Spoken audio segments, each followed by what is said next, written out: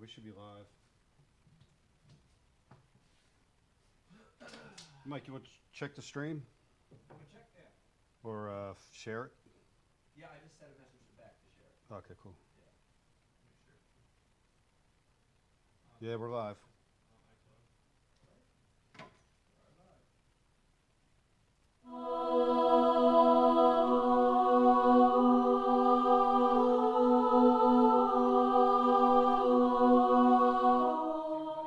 What is this foolishness?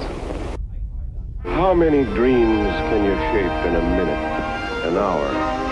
The kind of clean you like best. Lost 3 of my teeth, too. All right, so you lost. Next time you'll win. Steamy, hot, hearty, delicious, invigorating.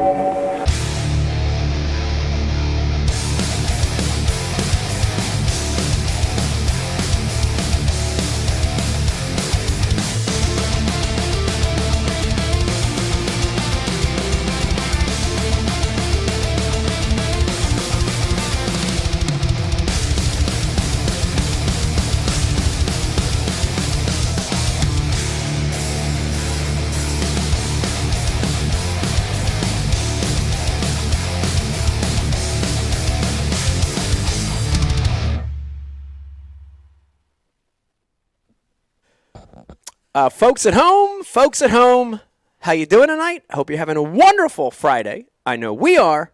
I want to welcome you to a brand new Ike Live show. And bro, we've got a very, very good one for you tonight.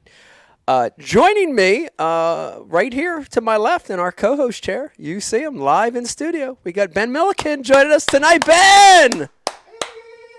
What's up, dude? I'm so glad you're here, man. I'm so excited to be here. We talked about via texting having you on the show, but in studio is always better than a Zoom or a Skype or any of that crap. So I'm so glad you're here. It's a weird time to be alive in this world, and I'm glad that we traveled out here. First time on the East Coast, New Jersey. Yes. We've had an incredible week. We've had a good week, and we're going to be talking about it.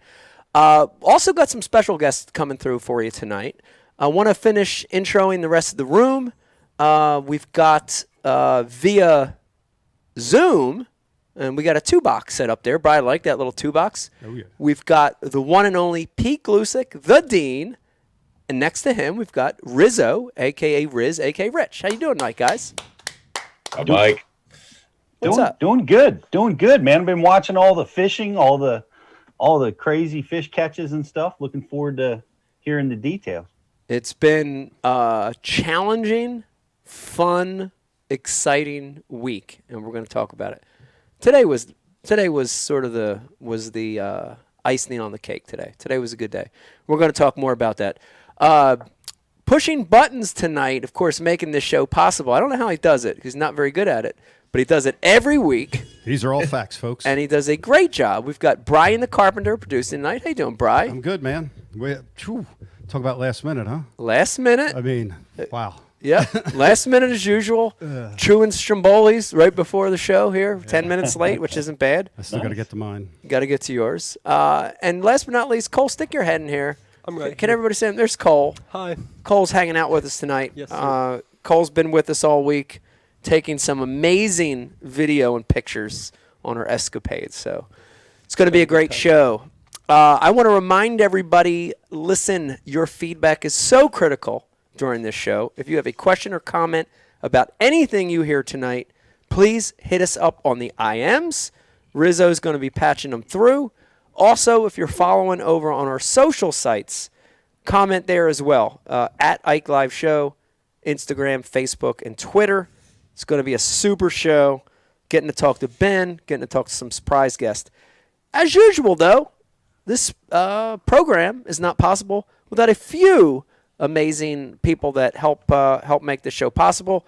Of course, our presenting sponsor, Mystery Tackle Box MTB. It's like Christmas to your doorstep. In fact, how many days is it now, Ben? Was it 15 or is it 14? It's Pete, like a couple weeks. Pete, you know everything. How many days till Christmas? 14. 14 days. See, I told you he knows everything. 14 days till Christmas. What a great Christmas gift. This is an amazing Christmas gift. In fact, I can't even say this. One of my great relatives that I love very much, I got him a MTV year subscription. It's a great gift. It's so unbelievably easy. Use the promo code Ike Live. You get 30% off your first Elite box or 50% off your first Pro box. Dude, that's half. You want to do that. Also brought to you by Heshy Socks. You're going to notice, Brian, we have a close-up of that, or no? Is that as close as you can get? That's as close as we're getting. All Michael. right, that's all right. I got just shaved my ankles specially for the show, and you're not even going to get to see it. But have the Heshy socks on tonight. Of course, we've got the Ike signature socks, also the Ike Foundation socks. Great stocking stuffer. Pete, wouldn't you like to see a pair of these in your stocking stuffer? Absolutely. I'm expecting. You're expecting it. All right, go to Bring it. Heshy. Come on, Janet. Janet, come on. I know you're watching, Miss Janet. We all need socks. Go to heshywear.com. Use the promo code Ike Live for 20% off. Also, if you get the Ike Foundation Heshywear socks, they're $50 socks, but listen to me. They're $50 socks, but listen to me. That all goes to the Ike Foundation. Every single dollar of that goes to the Ike Foundation. So please, support the Ike Foundation, Kids Fishing. Get your Heshy socks. Brought to you by Dr. Squatch. Another great Christmas idea. I know you're watching this right now. You're listening. You're thinking, dude, I don't know what to get. I don't know what the hell to get my husband, my brother, my buddy, whatever. Dr. Squatch has something for you. Your buddy? Yeah, your buddy. Okay. Bundles of shampoo, soap, deodorant, candles, so many amazing things. Go over there, use the promo code Ike Live for 20% off your Dr. Squatch order. Makes a great Christmas present. Pete had some up in his hand there. I just missed it. I saw that. I saw love that. it. I subscribed Look at to that. Dr. Squatch. It's good stuff, isn't it, Pete? Yeah, it's great stuff. It helps you smell like a man. Helps you smell good, and that's also very timely with Corona going on, with everything going on. You got to stay cleanly, right? You got to wash your hands a lot. Speaking of Corona, two other great sponsors that help wash away Corona is Tin Cup Whiskey and Founders Beer. All right. And Ben's already gotten into the Tin Cup, and I'm into the Founders tonight. Brian the Carpenter, we're doing a little combination of Moon Rambler tonight and All Day IPA. So everybody out there watching tonight that's also have a beer or whiskey in your hand, cheers. It's going to be a good show. Yeah. Brought to you by TH Marine, the makers of everything from a boat, from a little tiny boat to a biggie smalls yacht. Liquid Mayhem. Man, that scent makes a big difference all the time, but especially when it's tough. We got a story for Liquid Mayhem today from today's fishing. It was tough. Tackle Warehouse. Tackle Warehouse got a little something going on right now. It's the TW 25 Days of Christmas going on. We are on day 14. Go over to TW for some unbelievable deals. TackleWarehouse.com. Brought to you by Hobie. Hobie makes the Cadillac of kayaks. If you're a kayak fisherman and you're not using a pedal drive, my only question is why? Check out Hobie. Go to Hobie.com. Brought to you by Torqeedo. If you're in a situation where you can't use gas, we were, Ben, the last few days. Yes, sir. You got to fish a day with Brian the Carpenter. How unbelievable was that Torqeedo? That was the first time I've ever seen anything like it. It was like a Tiller trolling motor, but a million times the power. Like gas without the mess, It was right? incredible, yeah. Incredible. Check out Torqeedo. Go to Torqeedo.com. Fastest, most efficient electric motor on the market. Last but not least, I wanted to save this one for you, Pete. Bash University. And Bash University also, along with socks and soap and MTV, Bash U is a great holiday gift. Talk about that, Pete. What do you got? Yeah, it is a great gift, and lots of people are giving it as a gift this year, and want to welcome everybody to the program. We have a lot of great new people coming. It's 50 days for free if you want to try it, or it's $50 off an annual subscription, which has been making an amazing holiday gift. So check it out. Yeah, we're loaded up. Brandon Palaniuk was launched this week. Wesley Strader and Brian Thrift teaching everything from finesse jigs to spinner baits to Brandon's percentage triangle, which is a really cool tournament strategy. That's a good one. I Yeah. like that one a lot. Like that one a lot. Oh yeah, Yeah. We ran into Brian Thrift the other night. As a matter of I fact. saw that. I saw the video. Yeah. Yeah, he stopped in. He was in the area. He stopped in and partied with us after our day on the water. It was Wednesday. It's crazy that he was in Jersey. Yep. You know, dirty Jersey. Yeah, I don't know what he was doing there. he's the but man. It's Love crazy. Thrifty. Up into the X24 studios. Yes, he was. He was hanging out. It was unbelievable. Let me also remind you, and I'm going to get Riz to back me up on this in a second. If you're watching over on social media, if you're watching over on Facebook, we have this unbelievable thing we've been doing for the last few years where you have an opportunity to win this Ike Live gift bag. Probably 20, Riz, what's this, 20, 25 pounds of Ike Live products. I think last time we weighed it, it was 24/7. 24/7. Ben, Flat verify that for me. Look, Ben can barely hold it. He's been working out too. A big giant bag of all the Ike Live sponsors loaded in this thing. What a great time to win this prize right before the holidays. All you have to do, if you're watching over on Facebook, like and share the feed. That's all you have to do. Like and share the feed. You're going to be entered in a contest to win this famous bag. Riz, am I right on all this? Am I saying all this correct? It's the best bag in the game, Mike. I'd agree. It's loaded with all the best products you could ever imagine. You know, it's coming to you right in time for the holidays. Like and share tonight's feed, and you're gonna get hooked up. It's awesome. It's going to be a good show tonight. I want everybody to stay tuned for the whole show. We'll probably do a couple segments tonight, and at the very end, Brian the Carpenter, we're going to open it up a little bit to some callers, maybe. Yeah, maybe even some Zoom callers. So So if you guys watching, if you're watching on the website, Yep. I might be posting the Zoom link. Oh, So little teaser. Come over to ikelive.com, jump on here, talk some trash. It'll Let's be get good. crazy. It'll be a good time.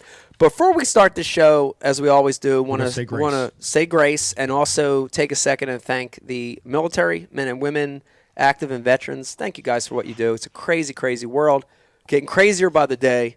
Also, special thank you to our policemen, our firemen, our EMT, nurses, doctors, first responders. Thank you guys.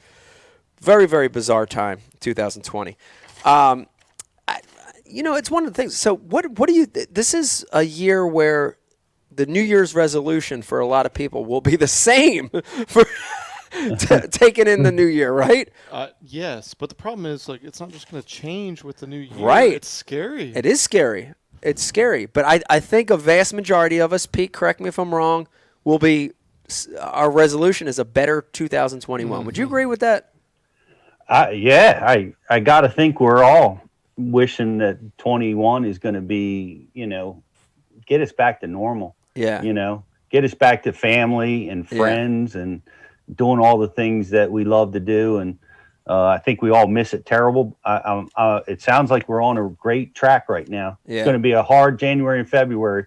Beginning of 21 is going to be tough, but I'm looking forward to later in the spring and the rest of the season. Me too. I think it's going to be an amazing 21. Honestly, I think once we get our arms around this thing, I think it's going to explode with people just getting out, doing stuff, having fun, economy booming.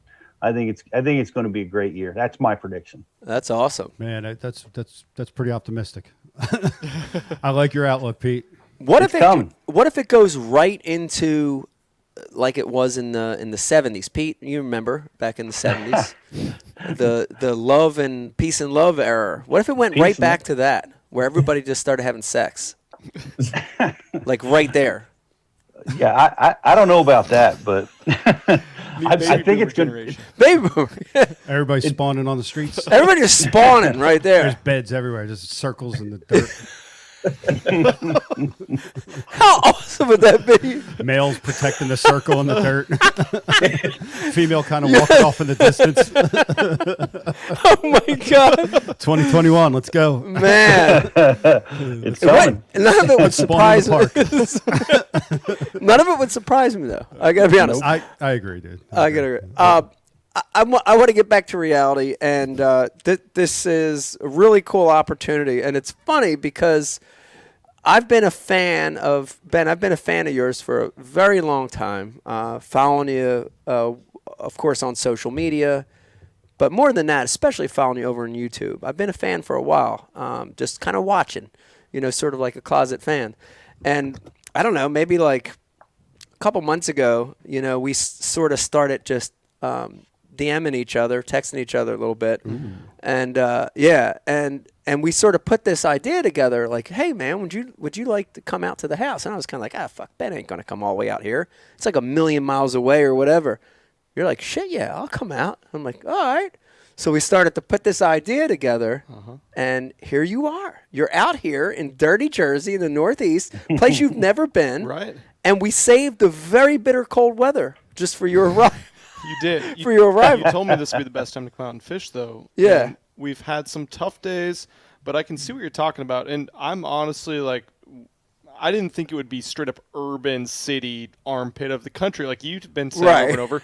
But this has been surprisingly refreshing, the new fisheries and everything. Yeah. It's incredible. I love it out here. That's awesome. Well, I'm so glad you're here. I'm so glad you're in studio. We basically had this goal when you got here, and I remember you either told me this or you texted me this, and you said, man, we want to work. We want to fish. You're like, let's dig in and let's film, let's fish. And I'm like, damn, that's cool. Because I filmed with guys before, and they're kind of like, dude, like a 10-minute piece here, and then I will just kind of hang around a little bit. But you were like, nah, dude, we're going to like get dirty, get our hands dirty and go fishing. Yeah, we're grinders. We like the struggle, and that's what today was like. You explained it to me. You're like, all right, listen, a 12 to 14 pound bag on the Delaware River is a crazy good bag. You can't be expecting much, but it's fun running the tides and everything. And I'm like, no, that's amazing. I would so much rather, we tried to hit the tides just right. Yeah. We had to squeeze into spots we could go fish that we'd get stuck for 4 or 5 hours if we didn't get into those spots and get out of those spots. Very intimidating. Yeah, but that's the best part. That's so much more fun than just going, I'm going out to my local honey hole and I'm going to fish that brush pile and catch 20 pounds. I'd rather just run that stuff and catch what we did. I like it. Now, listen, I know a lot of you watching and listening right now, probably about half of you that are younger and hipper, you already know Ben, you know Milliken Fishing. You're following them already on YouTube. For those of you that don't, I want to tell you, Ben is one of the most successful young guys that have captured a lot of people, that have gotten a lot of people fishing. Ben, give me the exact number now on YouTube. It's astronomical. It's crazy. It's ridiculous. We're hopefully going to go over 400,000 subscribers this week. Unbelievable. Almost, dude. That's just mind blowing to me. Great social media presence. I know there's a lot of people watching that are fans of you. Some people that know of you, and I know what they're saying. They're saying, dude, they're thinking, Ben, you're young. You're freaking a younger guy. How the hell did you get it to this point in such a short period of time? And I want to know that too. Like, it's unbelievable the success you've had in engaging with people through a lot of different venues, right? But especially through YouTube. Mm-hmm. How did all that start? Maybe even take us before that. I want it back even further before that. Why did you get into this whole madness to begin with? Is this something you aspired to do? Like, were you 12 years old and you're like, oh, fuck, I'm going to get into this fishing game? Or is this something that came later? No. Let's start there. It was way before 12 years old. Before 12? Yeah. Wow. So, I mean, I can't vouch for myself for wanting to do it, but my parents said I was like, they made me fish and had me fishing when I was like 2 years old or 3 years old. Yeah. And just always grew up with it. And for whatever reason, it was just, that same feeling you get when you feel that bite on a jig and you want to set the hook. I always had that when I was just sitting there watching my bobber at 4 years old. They had to come tear me inside to eat a meal, Me too. Yeah. it's I can't explain it. It's weird. It's crazy. But yeah, it just kind of grew up. I was really into sports in high school, played 4 sports in high school and everything, and that was really my only detractor from fishing. Yeah. Because that's so much time. Played baseball in college. I could have played baseball or football, and I went with baseball. And that was another detractor from it. But as soon as I was done, I played baseball at community college. As soon as I knew I was going to be done with that, I was just like, I started a fishing club at the university that I went to. Fish college events, always fish local tournaments and stuff like that, and just I really got ate up with it in college with college fishing and everything. It was kind of young at that point. God, it's been 10 years ago now. It's weird. And then just been fishing local events, and it got to the point where I saw some of this, the shift kind of happening with social media, and I didn't ever get into it to get famous or anything like that, but I always wanted to be a professional fisherman. Yeah. And growing up and everything, the one route to do that was through the tournament ranks, of Right. course. But then I had a kid when I was 21, graduated college shortly after that. And the focus definitely shifts on making a good living, and the gamble of professional fishing wasn't really there for me at that time. Because it is a gamble. Oh, it's a huge gamble. It's a giant gamble. It's a gamble no matter how old you are or what your financial situation is. Yeah.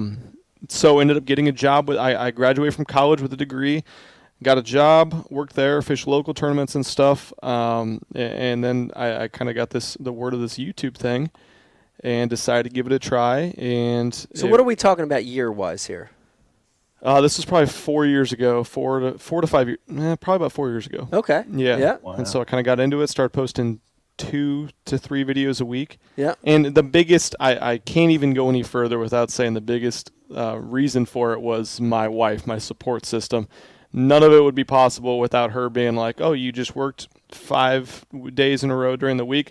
Yeah, I would love if you went and fished the entire weekend and edited videos every single night. Yeah. And traveled and Super did all this important. stuff. Yeah. I don't even know how that was possible. Yeah. But got some traction, started finally getting some revenue from the view checks and everything, got some great companies behind me to work with, and decided to quit my job, up the content to 5 to 7 videos a week.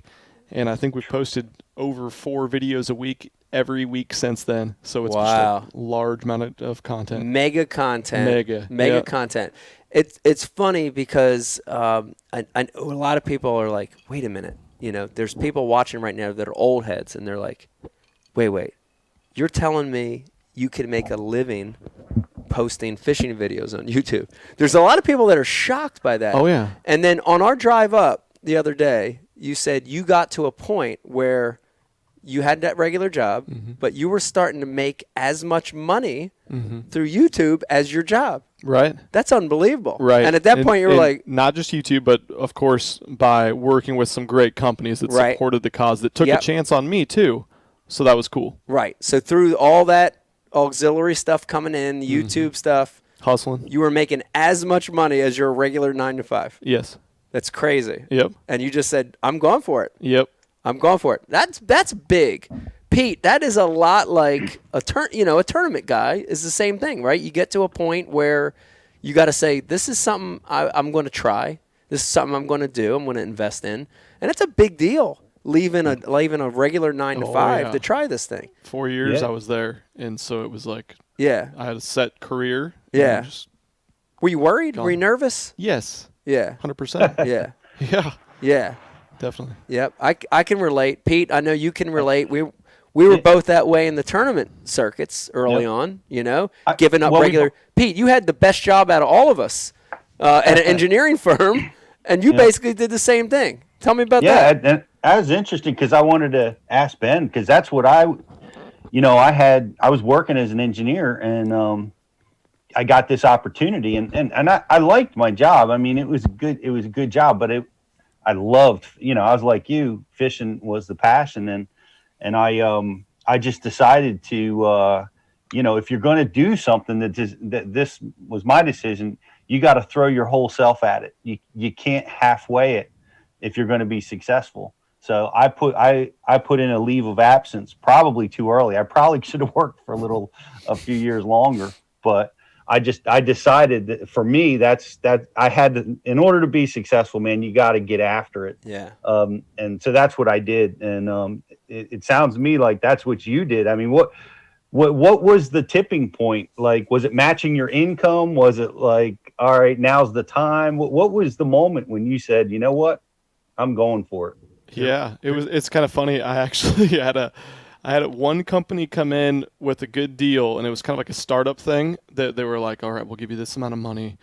And I was like, okay, well, I'm making a little bit on this YouTube thing, and if I add that together, it'll be enough, and maybe it'll just keep doing well. But that's a little bit of a safety net. So I was like, okay, I quit my job, good to go. And like 2 weeks later, that fell through, and that deal was gone. And I was like, fuck. Okay, so Did guess I'm going to go extra hard on this. Did the company fold? Yeah, they never even ended up doing anything. Wow. Yeah, didn't really get off the ground. Yeah. But I was like, okay, well, I got to grind extra hard now, and made it work. Yeah, that's awesome. I also want to say this, man. A lot of people that there's Brian. Brian, help me with wording this right, because I want to be careful on how I word this. Oh boy. There's I consider you a professional fisherman because you make your living through the sport of fishing. Mm-hmm. You produce amazing content.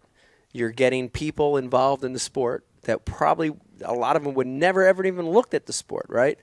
There are a lot of people that are sort of mad at young YouTube digital asset anglers that don't have a professional fishing background. There's a lot of people. Am I saying this right? Man, why'd you drag me into this? No, because I want to make sure I'm saying this right. I'm not. No, I'm not saying you're one of them. I'm just trying to convey it right. I was just wondering how I'm the guy. And we've had some amazing other young YouTubers on before, and there's always this segment. They seem like they're the old disgruntled guys, which are always like, those guys, blah blah blah, this, that, what do they know, and blah blah.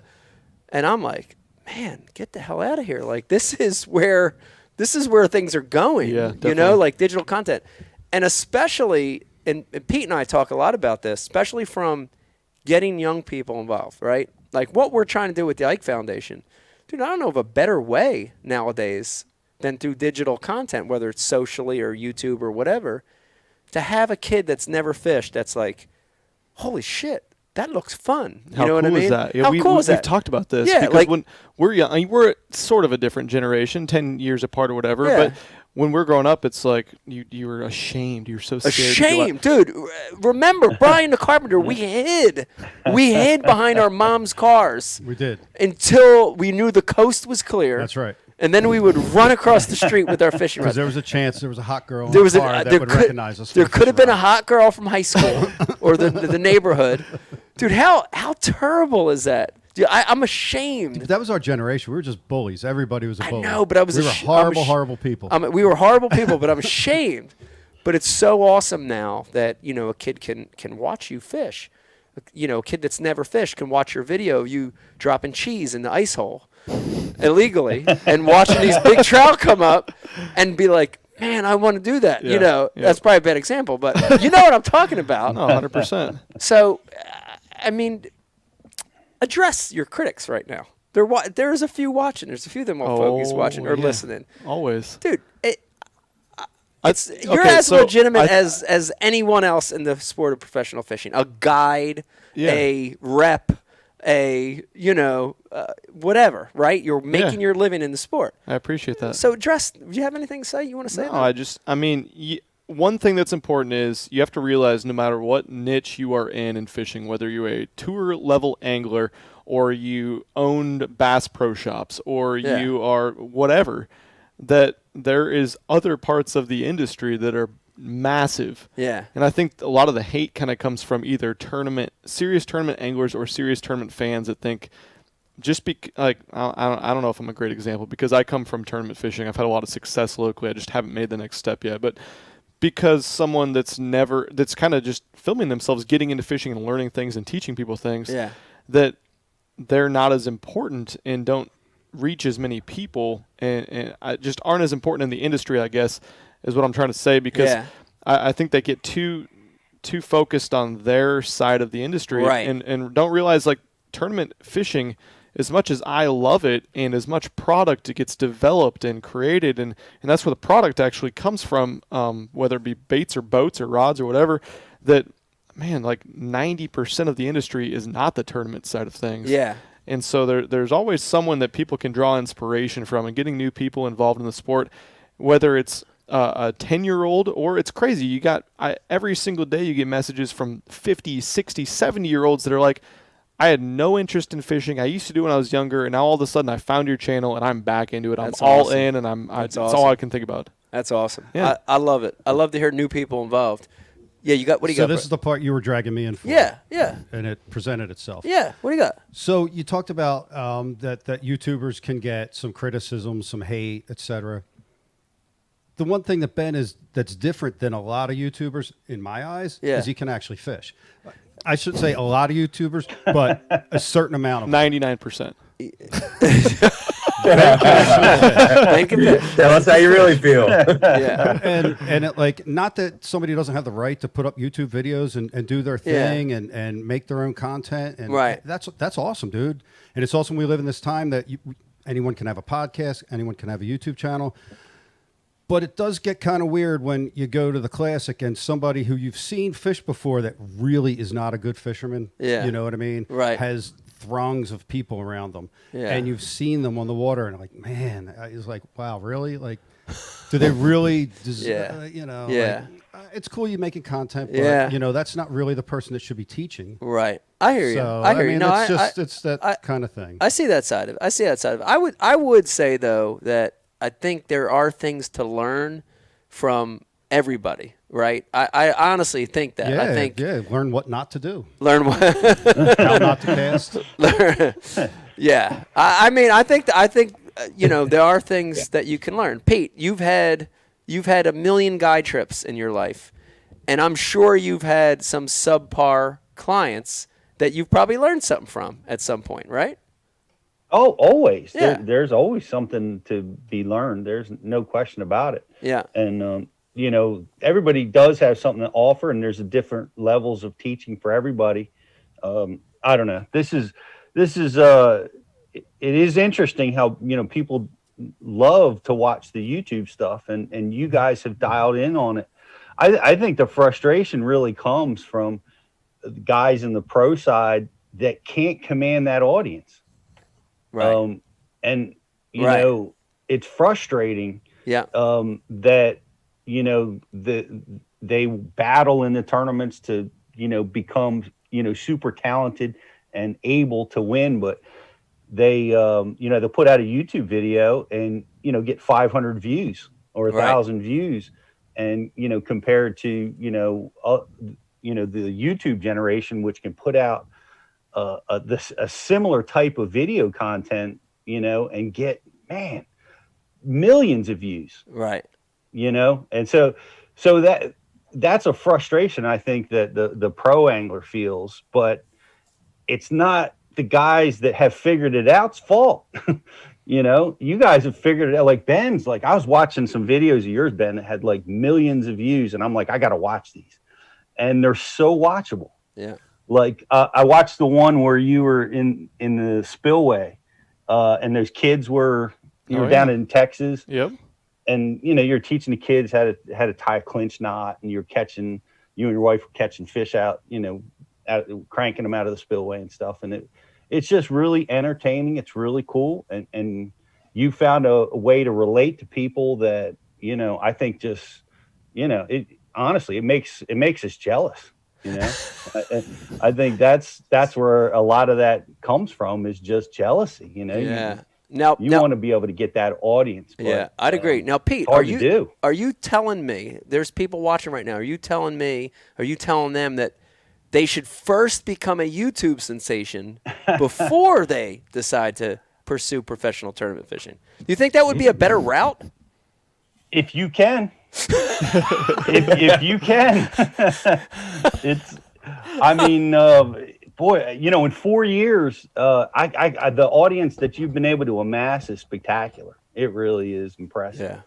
Yeah. And, you know, that's really great. I have just some questions about that. Like, Ben, are you the editor? Did you figure all that stuff out by yourself? Did you start, you know, shooting and editing your own stuff and just self-taught? Pretty much, yeah. The hardest thing I think that we deal with is dealing with damn camera equipment and batteries and GoPros. Oh yeah. Oh my God. The fishing part's easy after you get it all set up and you're able to do that.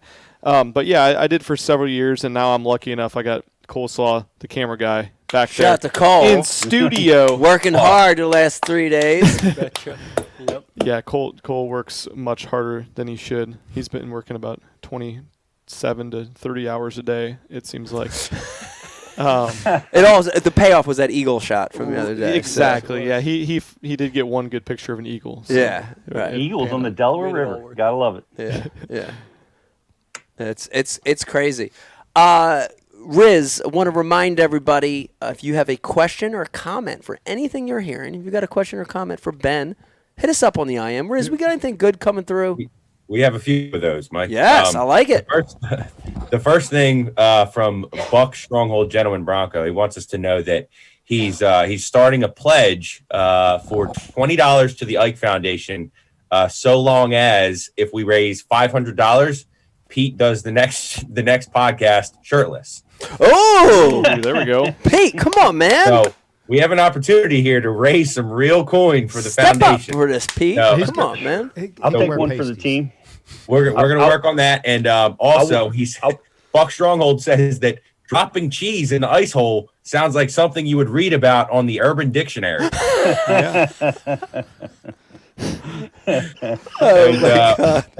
And one last one coming in from the other MFer. BTC looks like he just got a text as a reminder for a colonoscopy. I don't get that. Why do I look colon-esque? You got resting colonoscopy. I got face. resting colon face. And when the text comes through, it's like a special chime. It's like ding, ding. It's like a different chime than your regular chime. Oh, no. So you know it.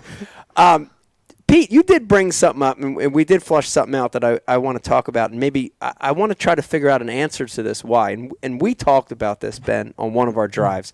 We've had like 3 very long drives and 1 shorter drive over the last 4 days. But it seems like the YouTube content, social content that's very successful is filmed in a, I don't even know the right way to describe it, but it's not intimidating, right? Mm-hmm. Like when you watch it, when I watch a lot of your stuff, it almost makes you feel like, oh man, yeah, I could be there. Like I could do that, right? It's like, it's not intimidating content, right? But like Brian, we talk about this all the time. We're friends with some guys that are amazing filmmakers, right? Like shout out to Bud Cipoletti, Featherwick. Oh, Bud stuff. Dude, it's unbelievable.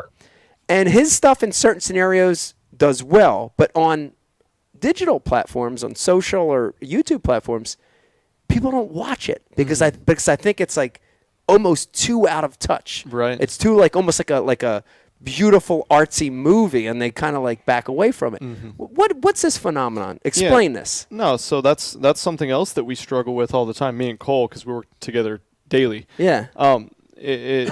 The biggest thing is finding what works best on what medium you're using, and that's right. It's always evolving and changing, and it's absolutely from the start. It's been the more relatable, more rough-looking content, like vlog camera in front of the face, chest camera, talk about what's going on, talk your way through what you're doing.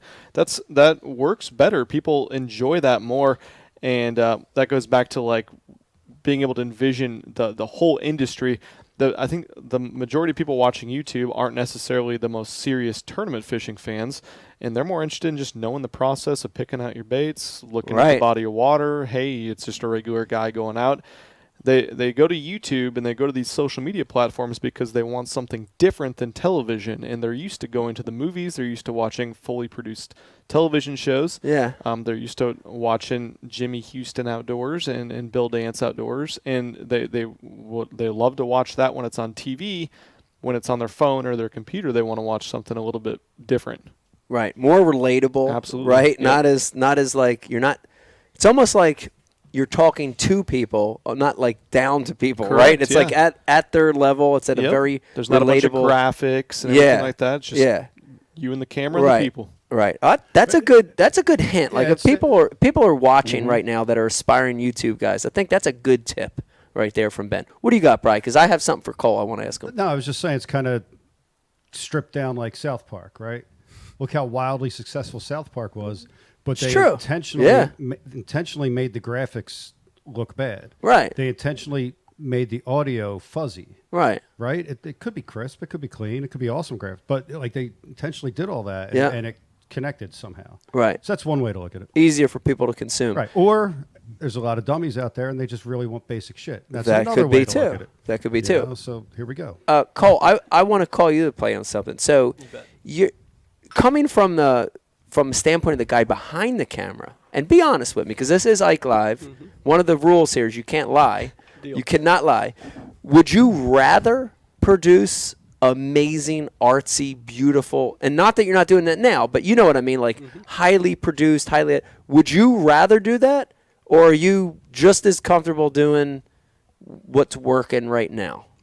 I wouldn't go as far as to say I would rather do it, but that's definitely what I got into it for, I guess. Right.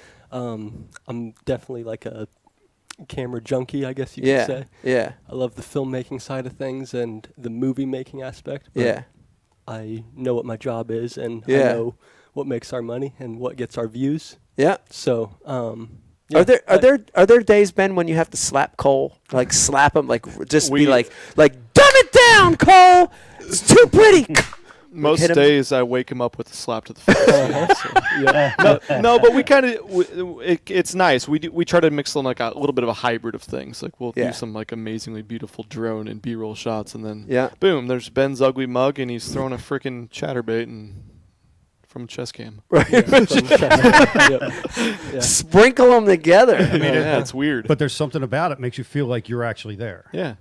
As opposed to the real refined and artistic footage. Yeah. I get my comment I get all the time is, you talk way too much. Why don't you just catch fish and stop talking? Yeah. It's like, well, I think I'm kind of saying things as I work my bait with my chest cam that people are kind of thinking in their mind, and that's what people like. Yeah. I like that. I like that part, Ben.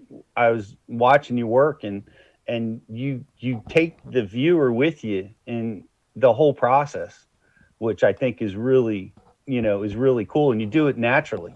You're not. It doesn't seem like you're having to work at that, and you say what you think. You say exactly what you're thinking the exact moment you're thinking it. Makes you real relatable. Yeah.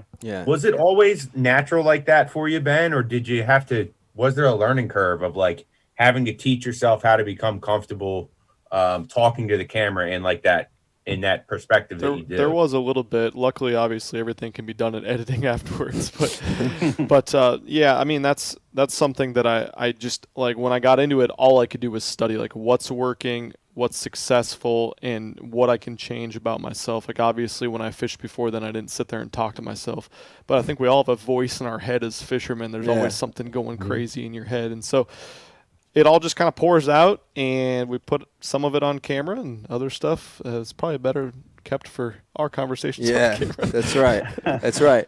Now you mentioned something. I want to change gears here a little bit. You mentioned something that's, I want to go down this path, even if it's just for a little bit. I want to go down this path, and Brian, look at Brian, because he knows already what I'm talking about. He knows. I didn't even say it yet. You mentioned something, which is with huge eyes, with big visibility, right? With status where you're now on a bigger platform. Also comes people that are critics, right? Ben's talking too much. He's too cocky. He's this, he's that. And dude, I know I've been dealing with it for 25 years. Pete's dealt with it. Brian deals with it. Like we all deal with it. Was that hard to learn how to handle that and stomach that? Like how do you deal with that? Because I know you get it. Like I read through comments on your page, on my page, and 95% of them can be positive, but you always have these comments that come through that are picking. How do you deal with that? That takes a lot of time. Yeah. But you get numb to it.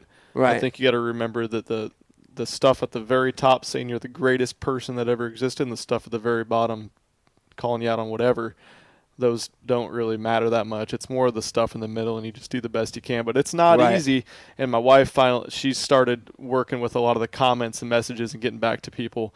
And she's like, "Oh my God! Oh yeah! What's wrong with these fucking people, dude? They're brutal. Terrible. Some of them are borderline brutal. And the funniest thing is, like, we had this conversation too. We had so many drives. All this was already flushed out. But it's like, outside of when I'm totally drunk, outside of when I've had too many tin cup whiskeys, I just don't care. It just goes right. I'm just like, I don't know how you do it, man. I'm just like, fuck them, screw it. It's so I don't good care. at it, Mike. But when I'm tipsy, it's a little different. But Brian, dude, it's so funny. Oh, boy. I swear, you want to get in a street fight with all of them. You're like, meet me, Second Woods. Yeah, well, but somebody's got to put them in their place. Right? Yeah. It's good for them. Right. They need to hear it. Right. They need to hear how stupid they are. They really do. It's not false. Right. Yeah. And Ben, I made the comment when we were fishing Wednesday, like the actual work, the hardest part of what you do, or what I suggested, or my opinion, was probably dealing with the comments. Yeah. Like it's not Yeah. the fishing, figuring out the content, editing, figuring out YouTube, all that. Probably the hardest part of your job, the actual work, is dealing with them mother effers in YouTube comments. I hate them, dude. See, Brian wants to fight them. Yeah, they're the stupidest people alive. He wants to fight them right now. Stupidest people alive. It is. I mean, some of it is. It's hurtful stuff that comes out of their mouth. Never say something to someone online that you wouldn't say to their face. Yeah. With their wife standing next to them and their kids standing right there. Yeah. And you're right there. Yeah. If you can't do that, then you should not type words. I disagree. Well, here's my Pete, perspective. I will drop your feed. Effing heartbeat, bro. Brian's gonna drop your feed. See, you're already giving me negativity, right? You're doing it too. Like you got to embrace it. Like if you're getting that negative, like I learned this from working with you, Mike. It's like, man, that you're impacting somebody so much that it's creating that, that passion out of them, positive or negative, Yeah. And I celebrate those bad comments. Yeah. I write them down. As a matter of fact, I wrote one down from last week's show with Aaron. Jeremiah Eads said what's his address? Pete looks like Pete. Hold on. Wait, I want to hear Jeremiah's comment. Jeremiah's comment was like, Pete looks like he's getting ready to fix some fish sticks. I guess that's a fat comment. That or you got good fingers for handling those fish sticks. Pete, what's his last name? Can you spell it? EADS. Eads. Jeremiah Edis Edis. with the fish sticks comment. Jeremiah, you just won the Ike Live gift bag. Matter of fact, you did. We have a winner. We have a winner. Shout out to You got to Jeremiah. sell. You got to just, you're impacting people in positive, negative. I love it, man. I That's love a different getting those story. negative Jeremiah's comments. comment was actually funny and witty. Yeah, that's fantastic. Yeah. What I was referring to was not that. Yeah. Well, there is a fine line there on how you deal with some of those comments. But I think, Pete, you're right. I think, and we did talk about this, Ben. I think I said this a million times on the show. I'm going to say it again. The haters, the negative, when you get to that point where you've got negative comments and your fans, your followers are like responding back, are fighting that. Dude, it's like the strongest brand building thing you could do for your brand, right? It really is. It sucks that it is that way, but you can't. You almost have to embrace that to a certain extent, as hard as it is. That's true. Yeah. It's difficult though. You're right. Yeah, it's tough. It takes time, but it's positive. Never met a hater that's doing better than you, right? That's right. It's tough. You got a fan on the board, Ben. Harry Offut of Maryland wants you to know that he appreciates what you do, Ben. You're respectful on your YouTube channel to your entire audience, regardless of the age, and that you've done a lot for him to help him become a better fisherman. That's awesome. It's awesome. Great comment.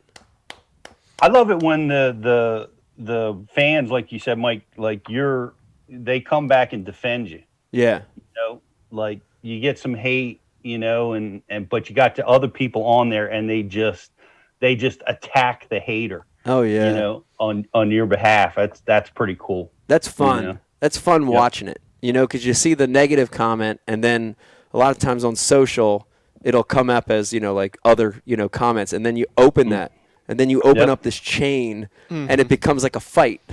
Yeah. And then it's a rabbit hole. Yeah. Then you're looking at their profile. Like, oh yeah. Look at this idiot. Oh yeah. God, what am I doing with my life? Yeah.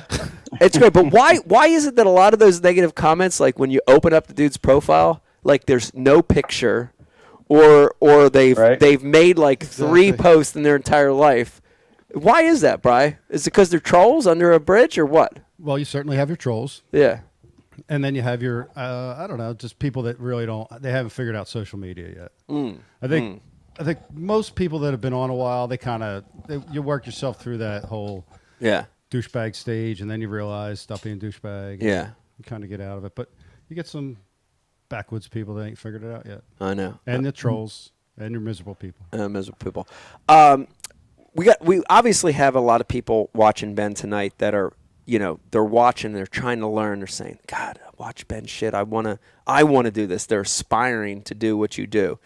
And I already hit you up for this, but give them 3 tips. If we've got a lot of people watching right now, young or old, we got a 50-year-old guy watching. It's like, shit, I want to start my own YouTube channel. Give them 3 things they can do to be successful on a YouTube channel. Yeah. First off, biggest tip would be don't get started. Don't even do it. Don't do it. No, I'm just kidding. I want all the fans. Don't cut into my inventory. Exactly. No, it's not that way. I think the biggest thing is just do it. The opposite of what I just said. Yeah. Put some content out there. See how you like it. See if you can even turn a damn GoPro on and get it to record you filming anything before you decide that you're going to quit your job. I've had so many people like, oh, I've gotten to the point where you're at. I think I'm going to quit my job. I'm getting a GoPro here pretty soon. And it's like, you're going to quit your job. You haven't even got a camera or know what you're doing yet, but you're going to quit. Right. It's like, it's scary. Yeah. But that would be the biggest thing. Second thing would be, I think, you need to understand what you're best at and what's working the best. Obviously, the only way you're going to do that is by putting it out there. Yeah. And once you put it out there, I think different people are better at different things. Like some people would be a great podcast host or be really good at podcasting. Some people would be great at YouTube, obviously, or their channel. Some people are better at written text. You got to figure out what you're doing, and there's a need for all these people with the media increase, like we've talked about, all the social media reach. Some people would be better off just running social media for a pro fisherman or for a YouTuber or something like that. Everyone doesn't need to be a superstar YouTuber to make money in the industry. If you love fishing, there's a lot of different outlets. Absolutely. And there's more all the time. We've talked about this whole trip. Like everyone wants a camera guy now. Everyone wants to have all their social media stuff taken care of for them. There's a lot of different outlets out there, so be able to find what you want to do and what you're best at and your place in the industry, no matter what that might be. Yeah. Third thing, I guess you're just going to have to go out and figure out what's working on YouTube, what works best for you if you really want to dive into it and start filming and everything, whether that be the type of material that works best for you. But the biggest thing is been for me is giving back to people with the tips and everything. We try to mix education and entertainment a little bit. It's kind of a common notion that you either need to be educational or you need to be super entertaining to be successful on YouTube. We've tried to mix them both. I don't think I'm hilarious or anything like that, but we try to have a good time with it and really be ourselves with it. That makes us more relatable. So be yourself. If people like it, it's going to work. If not, then it's not for you, and figure out what is for you and just keep grinding until you figure out what your place is. Yeah. It's a lot of good advice, and you hit something else on the head. Pete, this is with everything going on in the world, dude, there are a lot of pros. You talked about it earlier that all of a sudden, April, May, June, by June they were like, holy shit, we can't just tournament fish. We got to do other stuff. So this isn't just for I don't want that advice to sound like it's just for 18-year-old kids trying to start 100%. A YouTube channel. Dude, there are a lot of pros, top-level pros. And a lot of guys watch this show. I know you're watching right now. I know who you are. I know you're listening on the drive to the tournament. I know you're listening to this. Kevin. I'm not saying I don't, there's a lot of Kevins out there. I don't know who they are. But this is great advice because, dude, the world is changing, right? Tournaments are not the end-all, be-all of your career anymore. You got to start doing other stuff. You got to start reaching people other ways. And you hit it right on the head, dude. Social media, YouTubing, digital content, podcasting, all these platforms. You got to stay on top of it. Pete, it's a changing world, right? Do you agree with this? Oh, my gosh, yeah. I mean, I've heard some recent stories of, some incredibly seasoned pros that have lost their contracts because they haven't, stepped up and engaged in the social media They've world. ignored it. They've or didn't, were intimidated by it or didn't know how to do it or ignored it. Either way, they're suffering the penalty from, because it's out there, it's available, and it's moving product for companies. Right. And you need to do it. Right. Do you? I was going to ask a question to Ben about that specific thing. Like, you talked about getting relationships with companies. That's pretty impressive that you're able to go out and build and acquire sponsorships or partnerships. That's pretty awesome. How did you do that? Just, pick up and start cold calling companies? I mean, it's not an easy thing to do. It's not easy. Yeah, luckily, like I talked about, I had a background in that before I got into the YouTube because I was a tournament fisherman and aspiring tournament fisherman with no extra money. And so I was like, I have to hustle my ass off or it's not going to work with tournament fishing. And I learned a lot in those 5 or 6 years between college and then post-college when I was working full-time 9-to-5 job. About how to talk to companies, understanding being rejected, what you need to come at them with, and the importance of the social media thing. It was really just the start of everything that was going down with that then. And that was the biggest thing for me. And luckily, it's the same thing with tournament fishing. You can't just start from the very start without anything to show for it and think that you're going to get a free boat or a bunch of free tackle and a bunch of money from these companies. Right. You got to prove yourself and you got to give back first and then ask. And luckily with companies like 6 Cents, I was like, okay, I love your baits. And I know I can move them for you guys. They had like 3 or 4 baits in the market. They just started at the time when I first started talking to 6 Cents like 7-8 years ago. And I was like, can I just use them? I'd love to do that. And he's like, yeah, sure. And here's a 30% discount. Yeah. And I started with a discount. I didn't ask for $1,000 a month or anything like that. Right. I was like, wow, a discount. Awesome. Foot in the I'm going door. to show you. Do a good job. Yeah. You seem like a great guy. It was a one-man show. It's like, you're a good company. I love your baits. And then it just kind of evolved from there. And now it's crazy where it's gone, but you have to put the work in and the time in. And luckily I was able to, I had set numbers. They could see when I moved product. They could see when I posted a video with a specific bait that it took off. And that's something that a lot of tournament guys don't understand. There's in the tournament side of things, there is no data points for their sales or anything like that. And so it's a big one. That's the biggest thing with me. I was able to be like, here's my, and people think promo codes are a joke or whatever and 10% off and stuff. Actually, the companies use that to track your sales. That's not to give some great deal to people, although it's also great to get money off your tackle every time you go to purchase it. But you're able to go with companies with exact figures of data points and then go from there. Yeah, we were talking about this, Pete, a lot, and it's, so nice with the digital content that's coming out, whether it's a view on social media, a view on YouTube, that these are like real numbers, because you remember, Pete, we struggled with this for years in the tournament world, right? You would go out and you would sell yourself to a company and you would have these logos on your jersey or your shirt or your truck. And, what is that actual value, right? It's a very gray way to articulate what that really means from a value standpoint.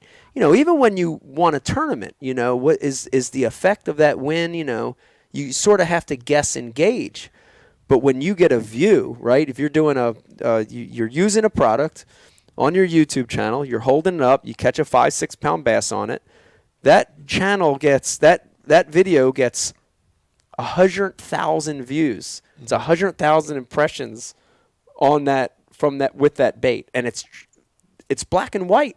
There is no gray. No. And I really think that companies appreciate that a lot more, right? They don't have to say, well, did this really work or didn't it? Of course. Some more black and white. Put yourself in their shoes. I mean, I can't even imagine before, any social media. Obviously, you look at Mike Iaconelli's anything that's hundreds of thousands of followers, but before then, I mean, what are you Well, going to shit. companies with? Like, Well, Pete I got third place in a red. Yeah. band? Well, Pete was my mentor. Pete told me to write some newspaper articles. I don't think it did shit, all those newspaper articles I wrote back in the day. Why'd you make me write all them articles, Pete? Hey, it was the way to do it, right? That's the way we would prove it. Remember, like you said it, Mike, like trackability, you said it too, Ben. Trackability is really a big key now, and you're able to. And we're able to through Bash University. We're able to track our tackle warehouse sales and all the influence that we have, or at least a part of the influence that we have. We can track. Back in the day, nothing. Like you would send in tear sheets of articles you were in or video clips that you appeared in. That's really all you had to go on. You didn't have an understanding of the real impressions that existed or any sales that were related to it. You just had to, try to sell, try to influence that way. But it's different now, and you got a guy like Ben that's coming to a company that's saying, hey, we sold, X amount of 6 cents lures. This is what we've done. This is what we can do for your company. It's a big difference than somebody that's saying, that doesn't have those figures, that doesn't have that sales figure to back it up, and you're right, Ben, that the guy making that decision, he's going to look at the numbers and say, well, I'm going this way. Sales, right? Whoever's helping to sell more product, whatever it is, that's where I'm going. Bottom line. That's what the sponsor's in the game for, right? He's working with an influencer or a pro who's an influencer to increase sales. That's why they're with you. So it's the most important thing. I agree. Let me remind everybody watching, you're watching a brand new Ike Live here. It's Friday night. We've got Ben Milliken sitting over here in the chair. We're talking to Ben all night. He's going to be here all night. If you've got a question or comment, anything you want to say, anything, let us know. Hit us up on the IM. Also want to remind you, if you're watching over on social media, if you're watching over on Facebook, we're running the world famous Ike Live gift bag like and share contest. All you got to do is like and share the feed. Like and share the feed. You're going to be entering a contest to win this bag, approximately 23.5 pounds. Great stuff in there. I have some more hate, Mike, if you're interested. Yeah, let's hear more hate. Brian wants to hear it. It's got to be real hate, though, Pete. What's that, Brian? We want real hate. There was last show. There was lots of love for Aaron. Obviously, everybody was really awesome to have Aaron on the show, and but they were really hating on you, Mike, big time. Ooh. For the announcement that everybody anticipated you were picking a tournament trail. Yeah, it's going back to bass. That's what everybody wanted. You were doing something, and you didn't make that announcement, so you were getting some. Yeah, but he earned that. Man, this whole time I was tuned in.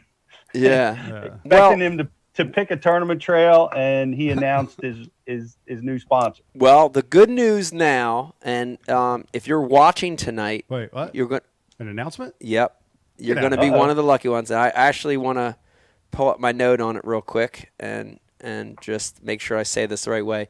Before you do that announcement, can I give this piece of hate? Sure. Sure, give a little more hate for this big announcement. Give us this piece. Joe Burchell made me crack up because he said, because they were all waiting for the tournament trail, and he goes, well, he's frustrated, obviously. Well, what tour will you be fishing in your new AFTCO gear? I like how he tied it into a sponsorship, though. Yep. That was great. Pete, you don't even know what hate is, bud. So I'm going to go ahead and say it. If you're watching tonight, you're going to hear this live. This is a big announcement for you. Kind of just found out over the last few days here on the phone. Here on the phone? If you're listening to this later, you may get the big news on Bass Fan or whatever over the next day or two. But this is the real story, and this is the decision I've made moving forward over the next couple years. And there was a big announcement made just a few days ago, and it's connected to what I'm going about to tell you. And I'm actually a little nervous saying this, but I made my decision moving forward. and I will be competing in the 2024 Olympics in breakdancing. That's right. Thank you. I will be competing in the 2024 Olympics in breakdancing. I know it's a ways away, but I got to get this flabby-ass body back in shape. You only got 3 years. I got 3 years. In my prime, I could do 9 rotations on a 1990.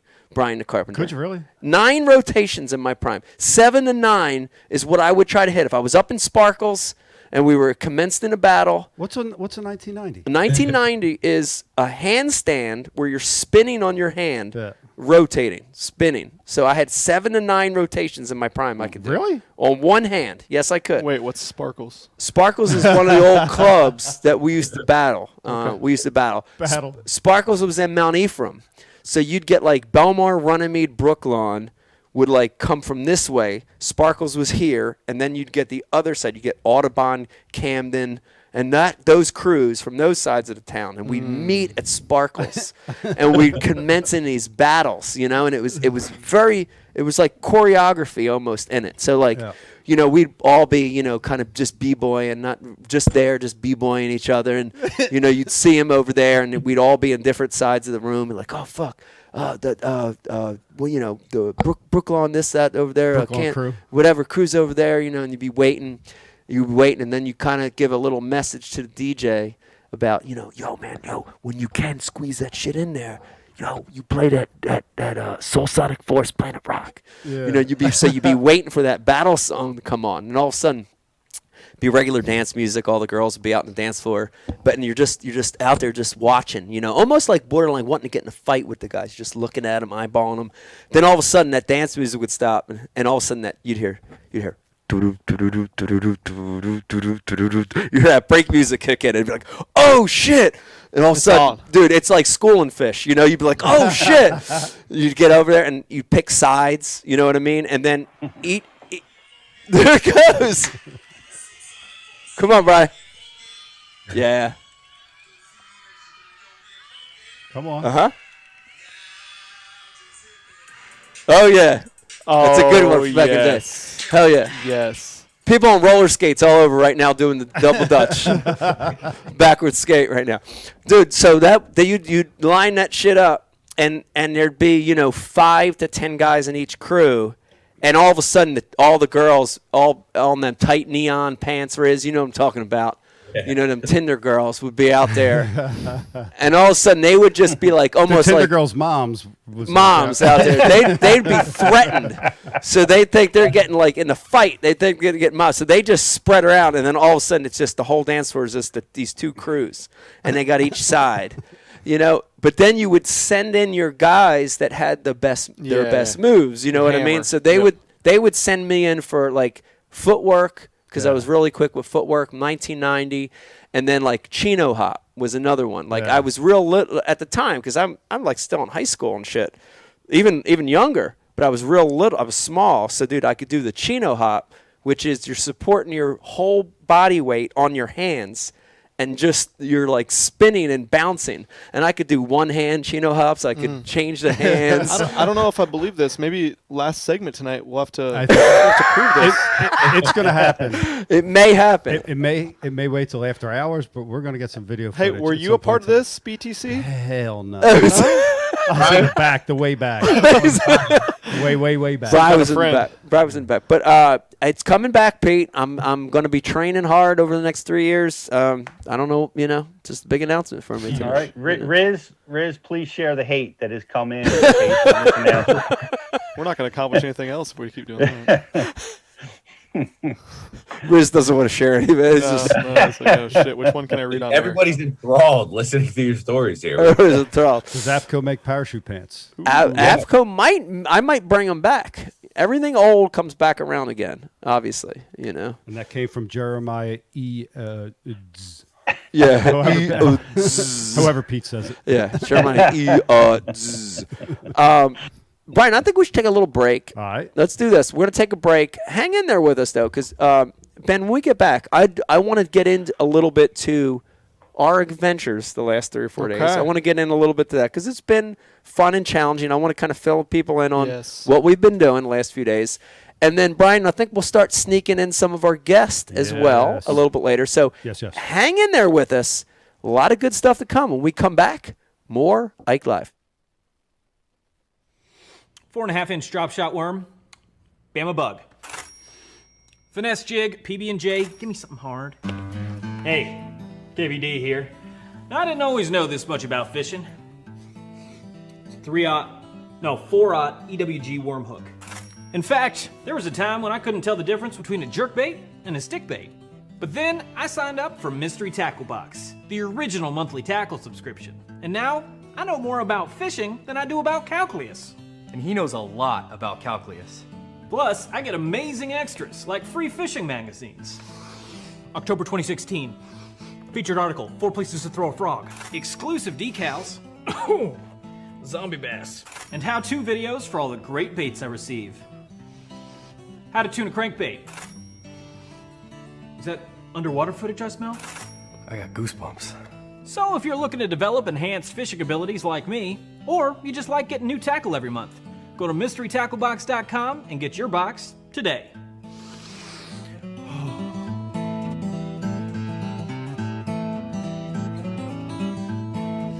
Ooh, live minnows. Is it lunchtime already? Nature's candy. Oh, is he in my pocket? There's a special place in our hearts for the tools of the trade. They're what we prep for a good day on the water. They're what we clean after a good day in the field. Flambeau's patented Z-Rust technology protects the gear of today from rust and corrosion. Z-Rust, for the performance of tomorrow. Preserve, perform, repeat.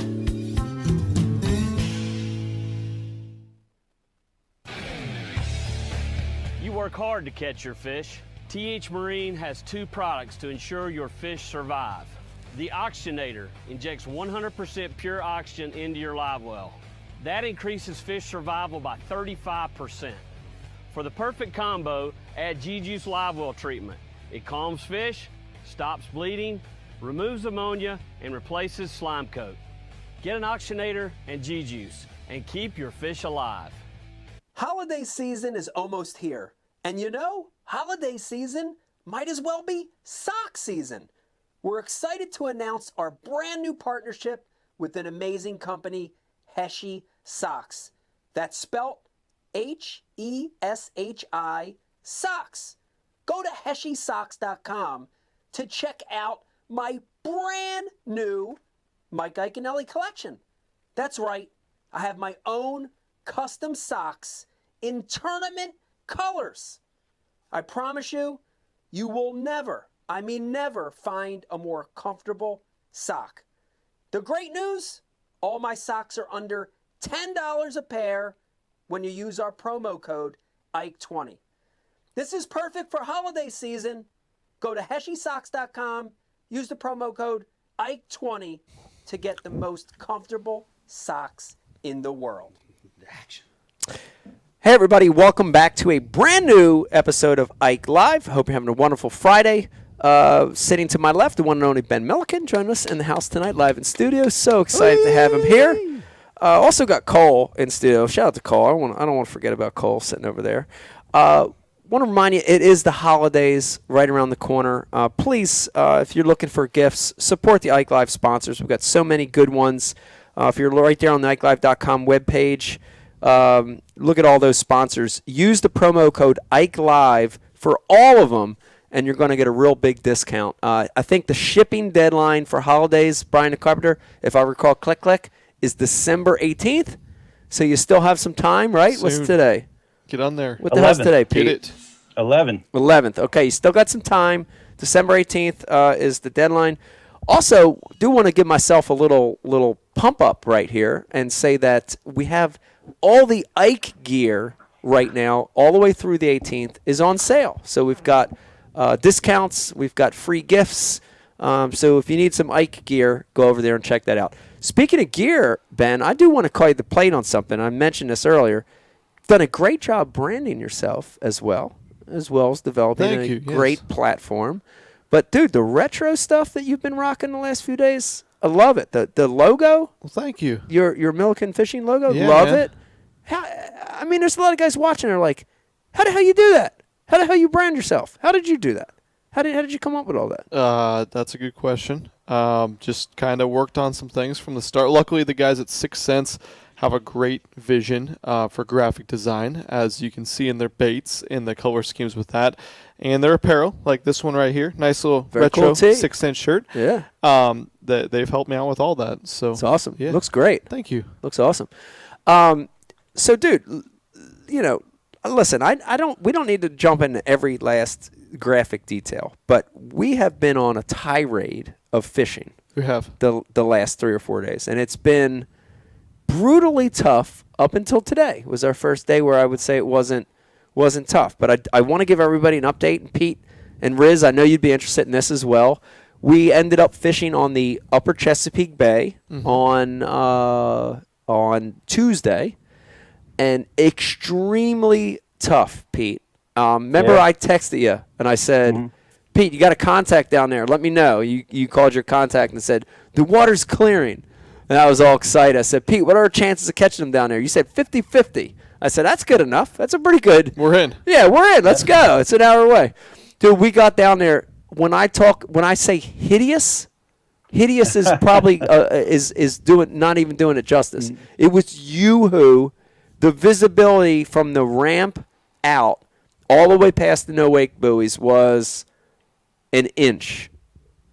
Wow, that's low. As dirty as I've ever seen it. And the water temp? Water temp, I want to say was like 41, 42. So we kind of knew, when we made that first pass, we dropped the trolling motor at the ramp and made that first pass on the left all the way past Donzie and didn't have a bite. I said, this is going to be tough. But the interesting thing is we saw one patch of clean water that was what I would call, Cole, would you call it a shade cleaner?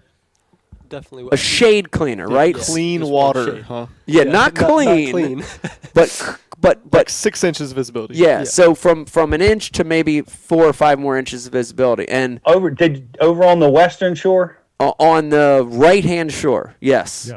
Yep. And that was the deal, So we moved over there, and not that it was gangbusters, because it wasn't, but we had a 12 or 15 bites during the course of the day. Wow. We had a lot of misses. We had a lot of fish that were just not really eating, but sort of headbutting baits. And it was a challenge, but we caught big ones. I was sort of like, man, my goal was to show you that shallow water blade bait bite, and we caught some doing that. So I was happy you got to see it. It wasn't what I envisioned, like a 30-fish day for us. It wasn't that, but you got to see it.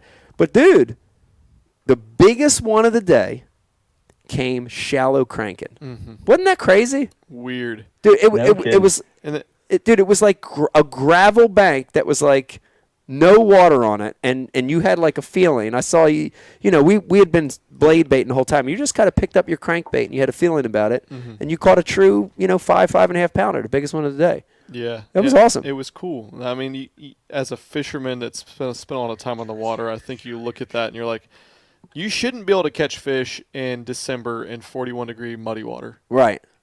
At all. Right. And so when we had those conditions, I was like, I wasn't expecting much. It was cool to be out there with you. Yeah. And so I was relishing that. And then we actually found ways to make them bite. I think there was something to be taken from that as fishermen watching this, that it's possible, but it was only possible because you guys had put the time in and figured that bite out and figured that area out. I'd never seen anything like it. 41 degrees and muddy, and we're catching them. Big ones. It's such a cool technique. That technique blows people away. Pete, what did we do wrong? Is there anything you would have did different in that scenario? No. I mean, I saw the picture, so I would say you did right. Right. I mean, those were 3 solids. Yeah. And in cold, muddy conditions, I mean, you got to celebrate that catch. Right. That's a great catch. Yeah. Yeah. The only thing that might have been better or helpful is to move to like down bay, where one of the rivers down bay might have been stable clarity. Right. Gone and check that out, and you may have increased your bites, but I don't think you would have increased the size of fish that you caught. Right. Yeah, we never did. We never really went past the big what's the big marina with the big wall right up from that? Charlestown. Charlestown Marina. We made it to Charlestown, fished around. It seemed like it got dirtier again. You know, it was almost like that little pocket of clear water on the west side was just a pocket of clean. You know, and it continued to get dirty as we went out. So sort of made the decision to just turn back around, you know, but who knows? It's weird like that because I've seen that happen where the muddy water comes in there and sweeps that eastern shore. Yeah. And the western side will hold clarity just a little bit better until it gets so muddy that the whole thing just gets overwhelmed. Yeah. Yeah. And then the tide turned, started coming back in, and when it got about halfway in, it brought the mud back with it. And when that happened, the entire bay shut down. So it was over. But I'm sorry, I was talking to Ben about that, and this is interesting. This was his first experience on tidal water. Mm-hmm. Yes. Completely. And that I mean, with that mud that must have been a crazy, first view of what happens on this kind of waterway. Yeah, it was crazy then, but then today when I went on the Delaware, real tides. I don't know how any fish, let alone bass, live in the damn river. We caught all of them. We caught every single one in the damn river, I think, today. It was incredible.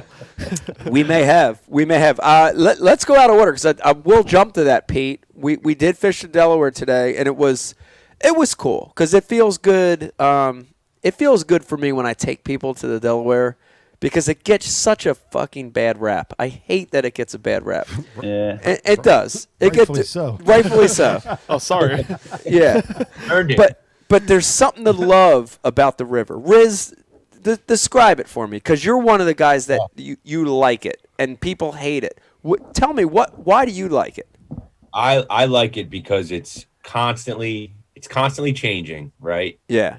There's always a tide. Yeah. Except for in very, very, very, very extreme circumstances, there's always a tide. There's always a high tide and there's a low tide. So for somebody like me, and here's really the reason why I like it, plain and simple, is that it gives me a starting point for every single day on how I'm going to formulate my game plan to fish, because I know what time high tide is and I know what time low tide is. Yeah. So I can fill in the gaps in between. And it's just a puzzle. It's a massive puzzle. And, the excitement that you feel when you catch a 2.5 pounder on the Delaware River is it's like comparable to catching like a 7 on the flat. Pretty much. That's good. I like it. Dude, I like it. My favorite thing is that you can go there on a Saturday and you're the only boat out there. That's another good. You got to spend $200 to catch 5 fish on a summer afternoon, because you got to run 80 miles of shoreline. Yeah. But burn $500 in gas, make $200 with a little pot derby, and you're good. You're happy. 20 miles between fish. Yeah, 20 miles between fish. It was a cool day on the Delaware today, and we did turn it around. We probably caught, I want to say we had 20 bites maybe all day, and probably put 15 of them in the boat. About in that range. It was a really good day, and the shock of the day is 2 big river fish today, Pete. You know how hard it is to catch one in a day. Brian the Carpenter was able to catch 2 big river fish today, which it was awesome. It was awesome to see it. I wouldn't call them 4s, but they were heavy, big 3s, like 3 3/4. Yeah. You know what I mean? Like, honest to goodness, 3 3/4. It'd have been 4.5 if Mike caught them. But if I caught them, they were 4.5. Facts, but yeah. No, but these were 3 3/4. True. 3 3/4. We had Ben caught a nice big solid 3. 3 Ben, plus. Yeah. 3 plus. Ben caught another solid 2 3/4. And I had just a bunch of like 2 to 2.5. So, dude, we did the math on the drive back, Brian the Carpenter. We actually used the calculator on the drive back, going over the Commodore Barry Bridge, and we had 15.5 pounds today. We really did. So I want to congratulate everybody today, Brian and Carpenter. Let's congratulate ourselves. Congratulate ourselves for a great day. Pete, that's a big river bag this time of year. Come on, man. No, that's a winner. That's fantastic, except for the Iaconelli math. It's it's a great day. You're probably right. What's my math wrong? I thought we did. No, your math is good. Your estimates are always okay. We got pictures.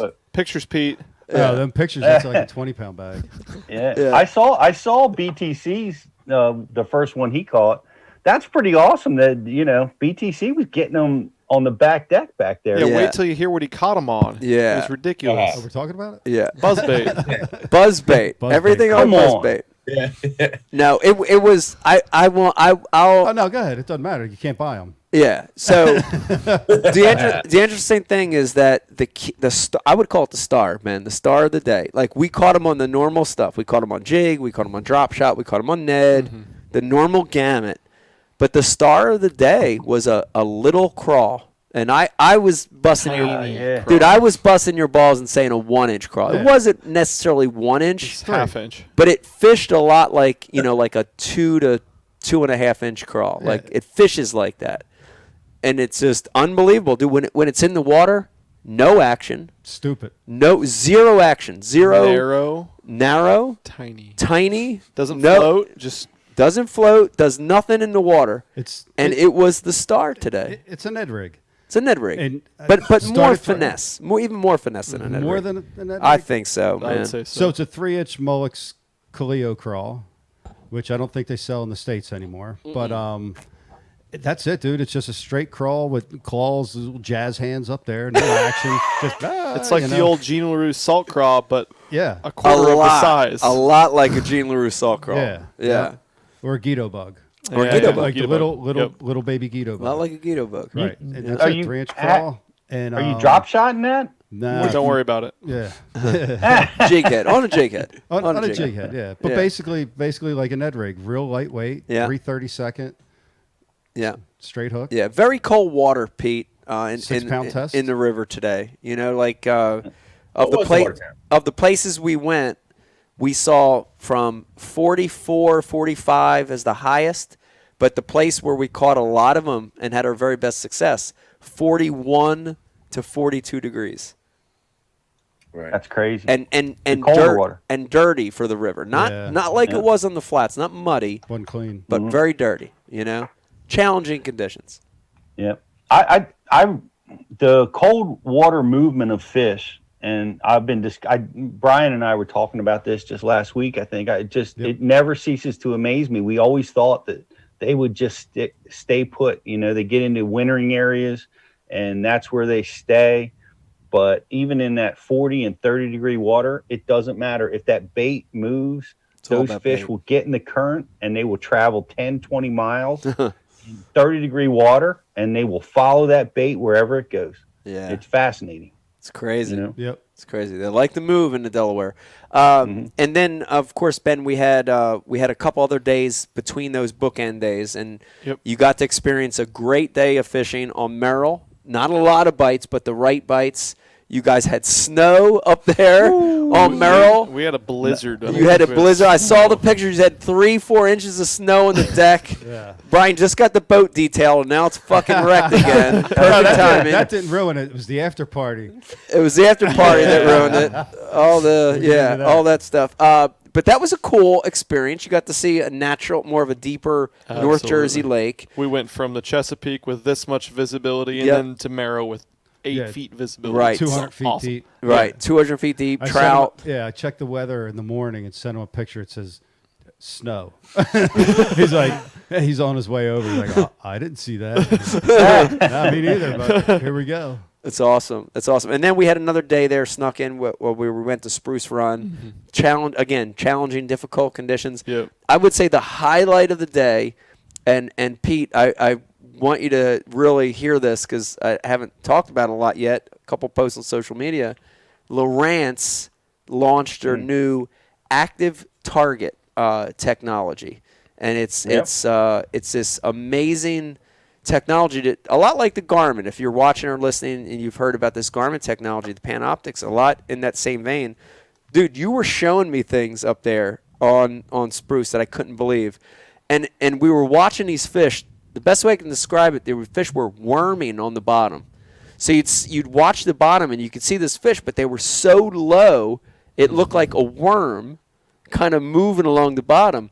And Ben was dropping on these fish, and he'd had him hooked, and he'd come off, and I'm thinking, what in the hell, on a drop shot? Finally hooked one. Dude, battled it forever. Yeah, you're like big, small. Big brown. Big brown. Yeah, big brown, right? I don't think so. Big brown. Finally gets it up, and it's a hybrid. Yep. But watching these hybrids eat a drop shot, dude, it made that whole day worth it. It wasn't, we ended up with 5 or 6 bass and a hybrid and a couple other things, but it was fun. Mm-hmm. It was a fun day, and we got to see Eric the intern too, which was nice. Your boy Eric. Yeah, our boy Eric. Very nice to see Eric. Yeah. Hey, nice of him to come by tonight too. That was awesome to see. I think he was hung up with the trout. Yeah, he was gonna. It just got he wished he was here. Yeah, and a lot of trout. But dude, a fun 4 days of fishing. We have a little bit more tomorrow morning. Yep. We're gonna sneak in one more trip for a couple hours in the morning here. Yeah, on Lake X. We're gonna go up and back on Lake X. Try to do a South Jersey slam. Guess where I'm heading? Where you headed? So Merrill. No, when we're done tonight, I'm driving to Conshohocken to Travis Manson's, throwing my rods in his truck, and he's driving through the night up to St. Lawrence. Tonight? Yeah. Wow, that's awesome. Yeah. Dude, in this cold up there? I know. Yeah. Wow. Yeah. We're going straight through the night up to the reservation. Okay. Yeah. Nice. Supposed to be on. What's the reservation? I don't know. Some Indian reservation he's able to get on. I probably shouldn't be talking about. Huh. Yeah. That's like kind of like private water on the St. Lawrence. Wow. Private water on the St. Lawrence. Oh, I'm familiar with that's up the river. Yeah. Yeah. I'm somewhat familiar with what you're talking about. I know Brian's the first one to accuse people of keeping secrets, and he does nothing but keep secrets. Here it goes. Pete, I heard a story about you with a lipless bait on the Delaware River about a secret you kept too today. So, what secret did I keep? Kept calling you Sneaky Pete out there. Sneaky Pete. Sneaky Pete. Catching him on a rattle trap for years, but it took like 24 months for you to pass it on to everybody else. That's lies and deceit, man. That's not true.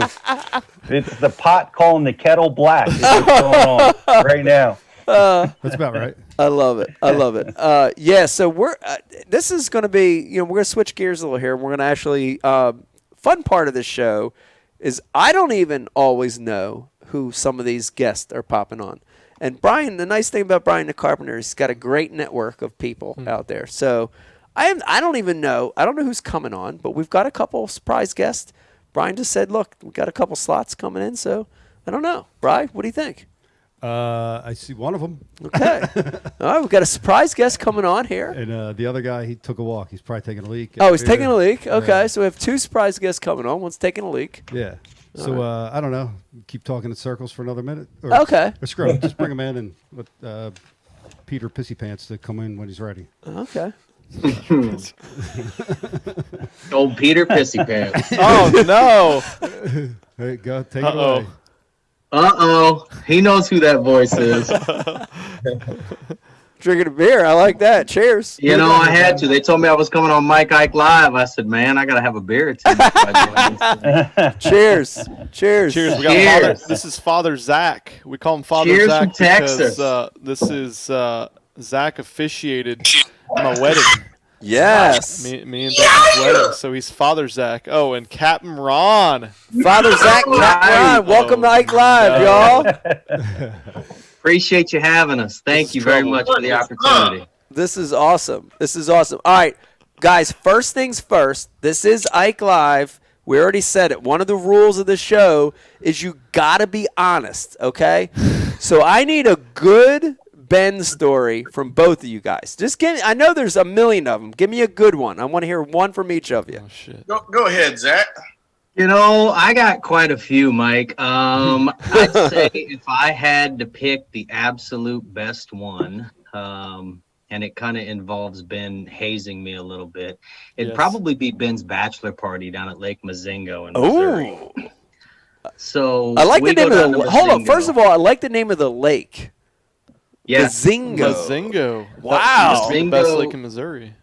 Down in Maryville, right, Ben? Yep. Wow. So we traveled down there with a group of guys involved in Ben's wedding, of course. And the fishing was very tough that whole weekend. Like we got there, and I think within the first 20 minutes, each of us had caught one fish, and we were looking at each other like, this is about to be an amazing weekend. And then it just died for 2 days straight. So, day 3, we're looking at each other like, okay, let's switch lanes here. So, we went out to the bars, and Ben proceeds to start filling us all up with shots. And, Ben and I, we have this relationship where he's a Nebraska Cornhuskers fan. I tell people that's about the biggest piece of shit thing about him, being an Iowa Hawkeye fan. And, we proceeded to get a little bit toasted that evening. And I don't remember much after that, Mike. I woke up and start seeing pictures of me with Nebraska Cornhusker gear on a couch passed out with a bunch of deer heads and everything. So Ben kind of hit me with that, and I still owe him one in my back pocket. Payback's coming. Payback's coming. It is. He just doesn't know yet.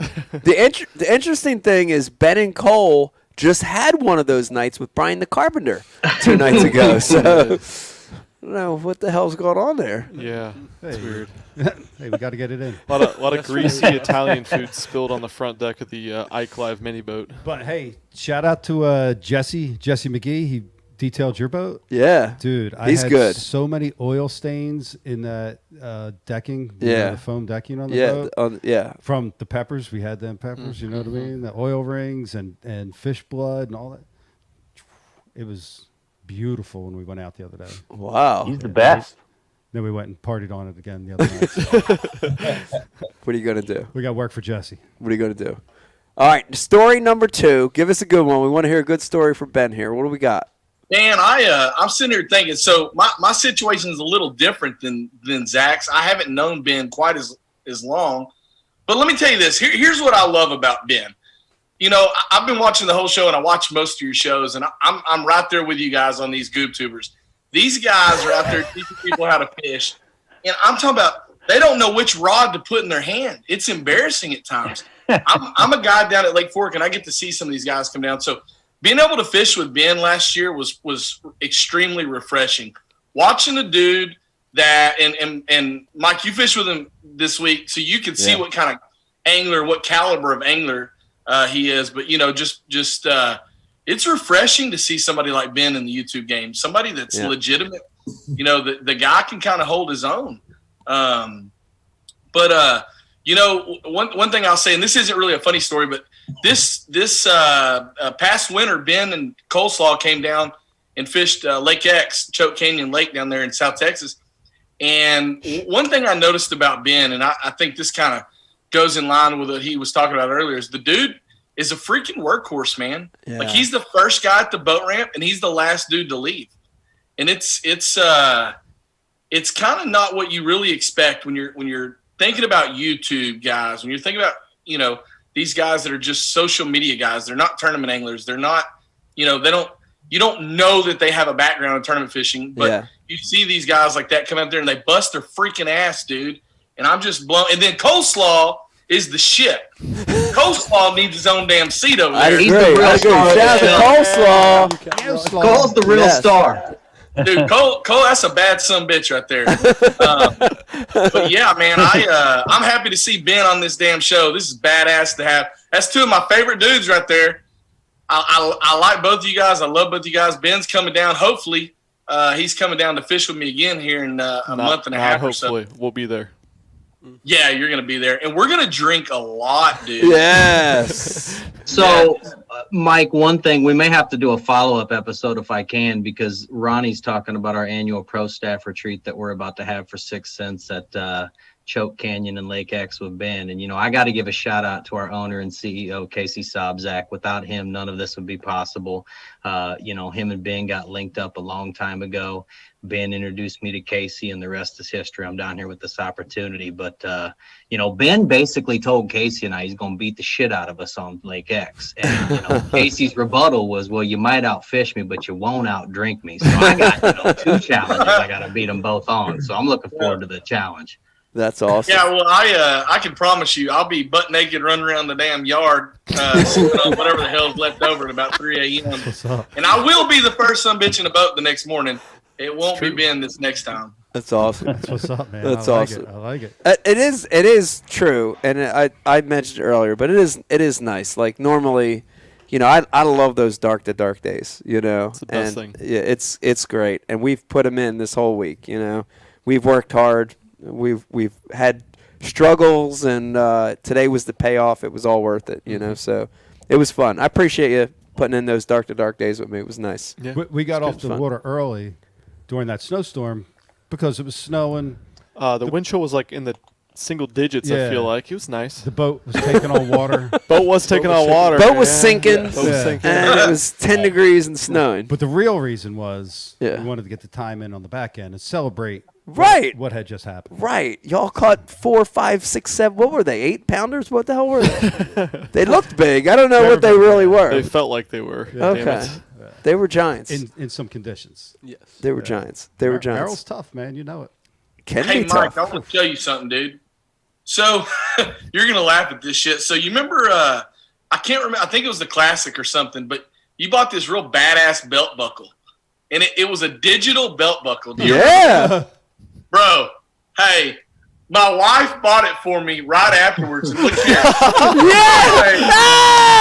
Yes! Yes! Oh. Look at that! Holy hell! Brian the Carpenter, look at that. It's better technology than anything we have in the studio. No, dude. Dude, that's You're damn right, baby. Hey, Wow. East Texas, son. Oh, man. Why do we not Hell have yeah, them? man. Dude, what? I don't have no idea. That's bringing that thing back from the dead right there. Look at Bro. that. Hey, that's badass stuff right there, dude. Dude, look at that. That's a flash. Now, dude, That's top tier now, I'm gonna tell you, merchandise. now that I've seen that, I want to come to Texas with you guys now. Mike, come on, anytime, Mike. Anytime you want to come down, the Six would love to host you. Oh, Ben will my come down. Ronnie will be down. We'll make a spectacle of it. Come on and fish with us and Casey, brother. Oh man, that'd be awesome. I might have to join you guys, even if I'll be incognito, anything. I just want to hang out with you guys and wear that belt buckle again. Hey, there you go. That's a bad dude. My wife bought me that. I was like a little Ike running around East Texas with a damn Southern accent. Sound like a redneck Iaconelli around here. And I got the book. I got it all. Man, I was one of them idiots, fishing a $50 entry fee tournament with wristbands and shit. Just Yeah. Yes. Badass. Yes. It's awesome, man. I love it. Freaking that belt buckle's such a I flashback. bet Ben never thought that we would be the two featured guests tonight on this damn podcast. I love it. This is Ike Live. Anything can happen on this show. That's right. Anything can happen. Anything can happen. I got to tell you, though, speaking of, and I do, I work with other companies. I work with Rapala. I work Pure Fishing. When you get into the fishing world, none of that matters, right? You want to learn. You want to share information. And Ben, you showed me a couple really cool things this week, and I want you to talk about it because I think people would be interested. You showed me a jerkbait color when we were fishing some of those muddy water conditions, and it literally I was floored by the color. I watched it in the water. I watched the way it rolled and flashed and went, and each side of the bait was a different color, which I used. Pete will remember this. Yeah, we used to throw a bandit color called Mistake back in the day. Me and Pete used to throw a bandit 200 a lot in this color called Mistake, and it was one of the best dirty water colors you could throw. You showed me this jerkbait. I was floored, dude. Talk about that jerkbait? Yeah, man, that's Ronnie and the East Texas guys aren't going to want me to talk about this, but and shout out to Marcus Sikora from there in the Ozark area, Missouri. Probably I don't know. You can't ever say someone's the best at anything, but as good with the jerkbait as anyone in the country or the world. He came up with this color. It's called ditchweed, actually. Ditchweed. It's great name of a color. Yeah.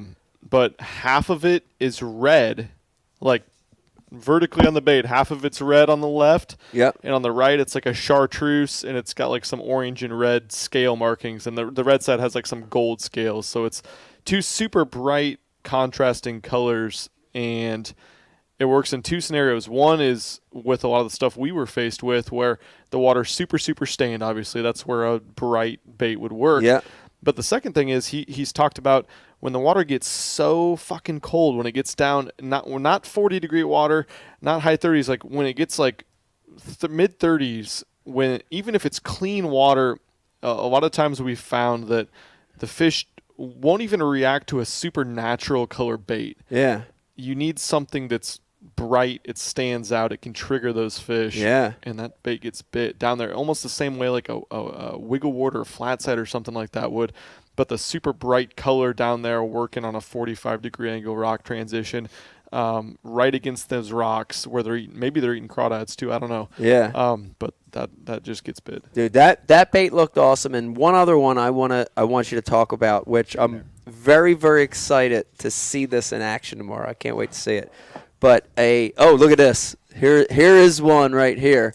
And we don't even have a close-up in this show anymore, but look at this Cold bait. MVP right there. Oh, man, that thing, I cannot wait to get my hands on some of those. That's a 6 cents provoke jerk bait. Jeez Louise. That's my favorite jerk bait, and it's a weird freaking color. Dude, that's crazy. Yeah, I'm going to show that. And then the other one, Ben, is a lipless vibration, a.k.a. rattle trap, that suspends. Mm-hmm. And that, to me, with certain scenarios, what we've got, cold water, shallow water, when you want to keep it above grass, dude, that's got to be like a secret killer. It's got to be. It is, and another one that Ronnie and the Texas guys don't want me to probably I talk know. about too much. I know. But it's a bait that gets in stock and it's gone immediately. It's the Quake 80 suspending from 6 cents. It dives about 3 feet down, so it has all the great features of a lipless crankbait and everything. Yeah. But it's got enough space on the top of it that it kind of dives like a diving lip. Doesn't have a lip on it, and then it just stops. So you can True suspending bait. Wow. So great. Again, two situations like we're faced with tomorrow, a place with not much grass, but super, super cold and hopefully somewhat clean water. Yeah. We can work that bait down and work it super, super slow and stop it, or rip it hard and stop it. Or scenarios where you're fishing grass in the pre-spawn, or really another time of year, but especially the pre-spawn, where you're fishing shallower grass with a little bit of space above the top of the grass, because you know how it's extremely difficult to work a lipless bait a lot of times in less than 3 feet of water. Yeah. Because there's so much grass, it's hard to, without just burning the shit out of it. Yeah. You're burning Right. it for fish that are in super cold water, don't want to move that much. Well, that bait, they're used to seeing every bait rip through that grass and then straight down. Right. That one's going to rip through and stop. Just sit there. So think about that. I mean, it's a good thing. You remember, Mike, the rattle? Was it rattle trap or Cordell Spot had a suspending lipless bait? They might have been a Spot. I think it might have been a Cordell. Yeah. They did. It never took off, and they discontinued them. Yep. But man, what a neat concept. That's awesome. Yeah, but wait Hey. till he tries to snap Black Death off his line. We talked about Black Death. You know it's there, man. There's Oh, no, grass, and then there's Black Death. Mike, can I just say this? Brian has my contact information. We can get you some ditchweed and some Quake 80 suspending. So feel free to get at me. I got you, brother. I got you, Mike. I would love to try him. Such a cool looking bait. All right, I want to put you guys on the spot once again. Keep in mind, this is Ike Live. You guys cannot lie. And split it up. Either one of you can take either one of these. I want you to give me one thing Ben is really good at, or one good quality, and then give me one thing Ben is really bad at, sucks ass at, and can't do. Give me one good thing and one bad thing about Ben. Anyone. I'll tell you what, I'll take this first. Let me give you one good quality. You know, you guys, I've been watching this whole thing. You guys kind of touched about, you know, the YouTube and what it takes to bust in pros versus influencers these days. You know, I remember back, I mean, Ben and I have known each other for 15 years. We go way back. You know, one of the good things about Ben is I remember when he first got into this YouTube game. He sent me, you know, his first video and he said, okay, I trust you. You're one of my best friends. I need honest opinion here. What the hell do you think?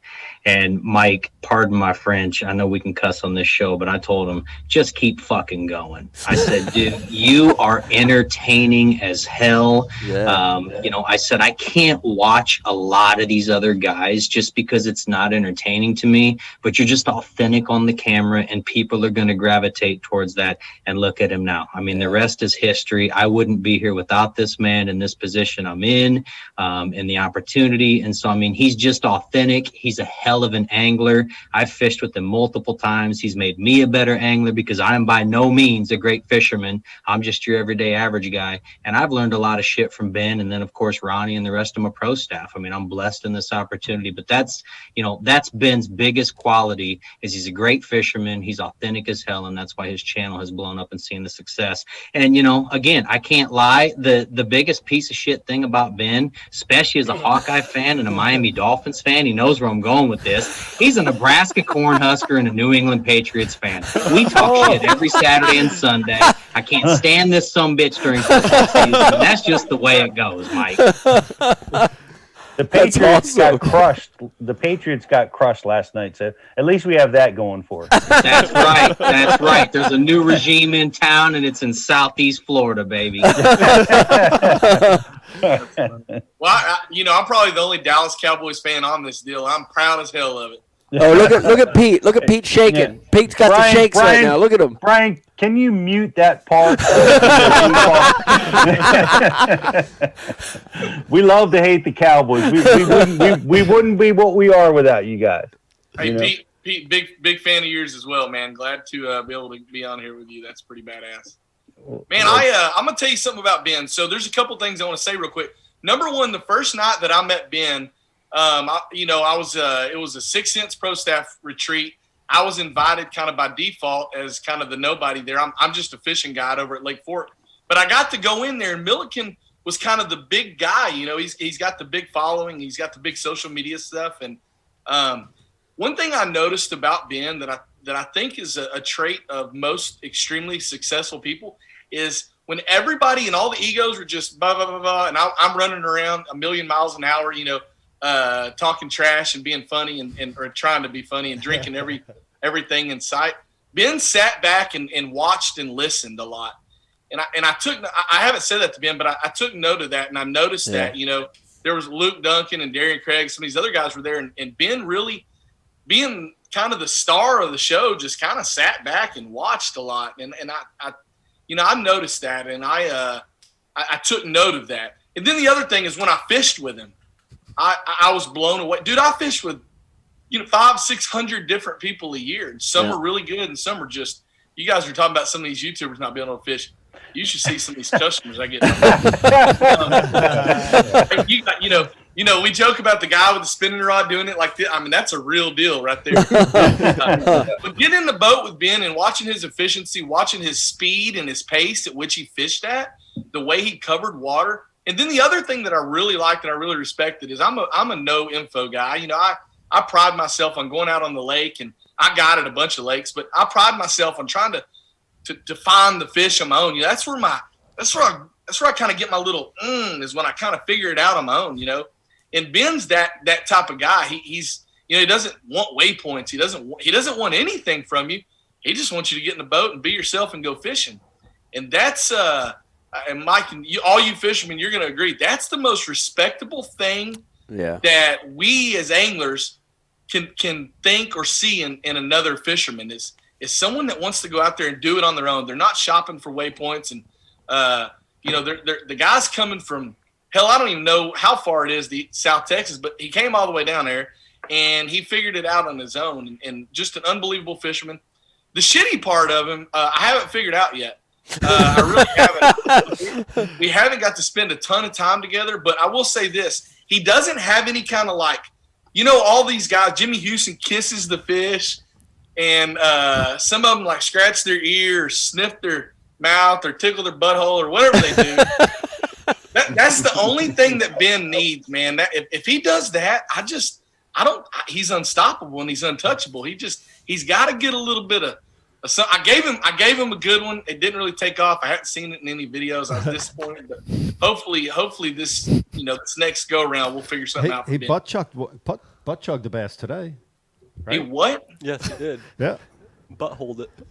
I did. I caught it right in its butt. You did catch one in the butt. That's a lethargic fish when you catch them in the anus. Yeah, you they're know? trying to eat backwards. That's he, right, he held it so long it was already on the other side. I know. Yeah, it's weird. It is. So we gotta get you a little shtick for when you're Something. fishing. You need like a little something. See, mine used to be. This is again. Pete was my mentor. So mine used to be. I used to boot the fish. I'd kick them, especially when they were too small. Pete always got mad at me for that. He's like, "You can't do that, man. People are going to think bad of you. You can't do that, man. Guy, you can't do that." So no, I don't. I never spoke like that. You used to have a real strong accent back in the day. So I stopped booting the fish and I started doing the other stuff. Well, so I appreciate that. Speaking of that, speaking of the abuse to the fish, I want. You know, Ben, I gotta say, I saw you carve up a few bass. I did. That had to bring out some haters, or maybe that's your thing. Unfortunately, it didn't bring out as many as I thought it would, Pete. No, so we you kind of go for some shock value once in a while. No, we actually we manage this little private pond, and it's been taken over with 14-inch bass that can't grow any bigger, and so. In that scenario, it was important to get some of those out of there because they're stunted. They can't grow any bigger. They're eating up all the bait, and we killed a bunch of those. We need to kill a bunch more, actually. But yeah, bring them to Jersey, dude. We're hurting for 14. Yeah, we need a lot of 14 inches. Not from what I've seen. We can ship a lot there. One thing Ben does is he throws the fish every once in a while. He'll toss one over at Coleslaw and give him an attempt to catch it on the second go round. Maybe that's a thing. Not this week. Maybe that's us. I should have. Yeah. Tomorrow's your day. Tomorrow's the day. You're being nice. Cole, tomorrow's the day. Deal. Listen, Cole's you gonna be doing the catching limbo you with the camera one tomorrow, bro. We got the South Jersey Slam coming tomorrow. You got to catch one of those species for I'll be us. ripping. All right. You could promise me, man. Come on. Shallow shad rat. Promise. Yep. Shallow shad rat is a good bait out here. Yeah, long pause. Sure is. Deal. Sure is. Guys, I can't thank you enough for coming on and giving us a little more insight to Ben. It's awesome having you on the show. That belt buckle appreciate being here. Made all the difference in the world. The stories made all the difference in the world. And you guys are drinking beer with us tonight, which I appreciate. Yeah. So I want to thank you guys for coming on Ike Live tonight. Texas with love, Mike. Thank you again for the opportunity. And this is awesome. Pete, Rich, Brian, thank you guys all again. We appreciate it very much. Yeah, these are two great human beings too. Zach runs, if you didn't get a great introduction, but Zach runs all of the like the marketing and pro staff and stuff, and he's kind of a jack of all trades because he works his ass off at 6 cents. He makes it all run every single day.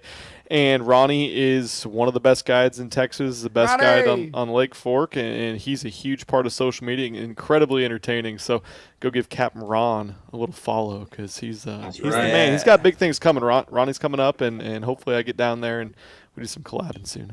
I love it. Thank you, guys. Thanks for coming on tonight. Thank you again. Appreciate the opportunity, gentlemen. Awesome.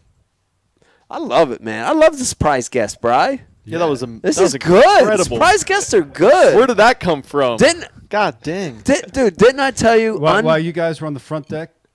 Dude, unplanned shows are good. You were on I did a little planning. Unplanned shows. Well, that is a little planning. But you were on the back deck catching bigger fish than us. That's what you were doing on the back deck. And doing. producing a show. Uh-huh. Producing a show on the phone. Let me get a round of applause. Yelling at your wife, beating your kids. I did not. I did no such thing. Keep it going. All right. Multitasking. Moving on. Multitasking. I am that guy. What about the fire department that wanted their hose back tonight?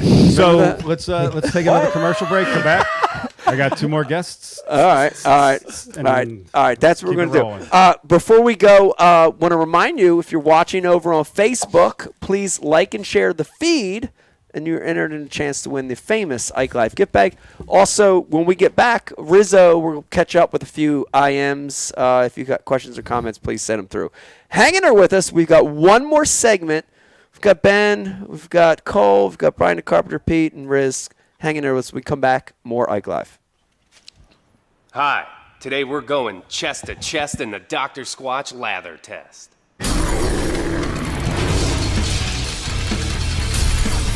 On that half of Mike's impressive chest, we're rubbing him down with 3 name brand bars. The result? A sad, milky film of disappointment. How's that feel, Mike? You see, Big Soap cuts corners and strips out all the sudsy goodness in order to make production cheaper. But not Dr. Squatch. Don't worry, Mike. Dr. Squatch soap retains all the natural ingredients, which creates a rich, foamy lather, leaving your skin healthy, soft, and clean. Ooh, looks like Squatch is taking over this peck party. How do you feel now, Mike? Dr. Squatch Natural Soap. When we say it lathers, it f***ing lathers. You deserve glorious lather. Take the lather challenge for yourself today. 4.5-inch drop shot worm, Bama bug. Finesse jig, PB&J, give me something hard. Hey, KVD here. Now, I didn't always know this much about fishing. 4-aught EWG worm hook. In fact, there was a time when I couldn't tell the difference between a jerkbait and a stickbait. But then I signed up for Mystery Tackle Box, the original monthly tackle subscription. And now I know more about fishing than I do about calculus. And he knows a lot about calculus. Plus, I get amazing extras like free fishing magazines. October 2016, featured article, 4 places to throw a frog. Exclusive decals, zombie bass. And how-to videos for all the great baits I receive. How to tune a crankbait. Is that underwater footage I smell? I got goosebumps. So if you're looking to develop enhanced fishing abilities like me, or you just like getting new tackle every month, go to mysterytacklebox.com and get your box today.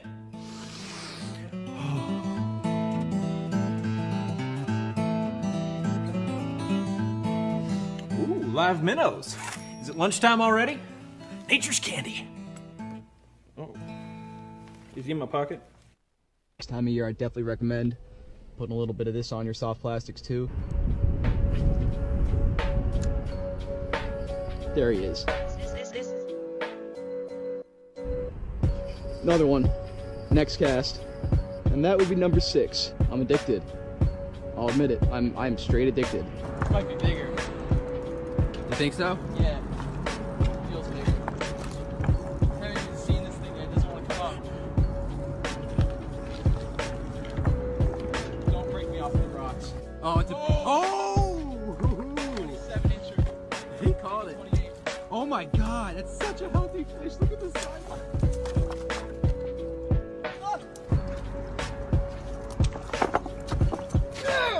Put a little liquid mayhem on your crappie jig, and look where the stripers get it. You can't even see it, man. That might be a keeper.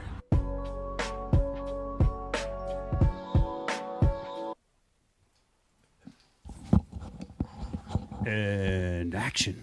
How's everybody doing? Welcome back to a brand new episode of Ike Live. It is Friday night. We've got Milliken Fishing, Ben with us tonight. We also got Cole in the house over there hanging out. What was Captain Ron's name again? Ronnie Kelly. Ronnie Kelly. Ronnie Kelly. The infamous Captain Ron. Captain Ron. Shout out to Captain Ron for coming on tonight. It was awesome to see that belt buckle. And he's a guide. Blast from the past. Lake 4 guide. Yeah, what's his Insta? Anybody know? At Captain Ron Big Bass. Mm-hmm. Captain _Ron Big Bass. Captain Ron Big Bass. _ Big Bass.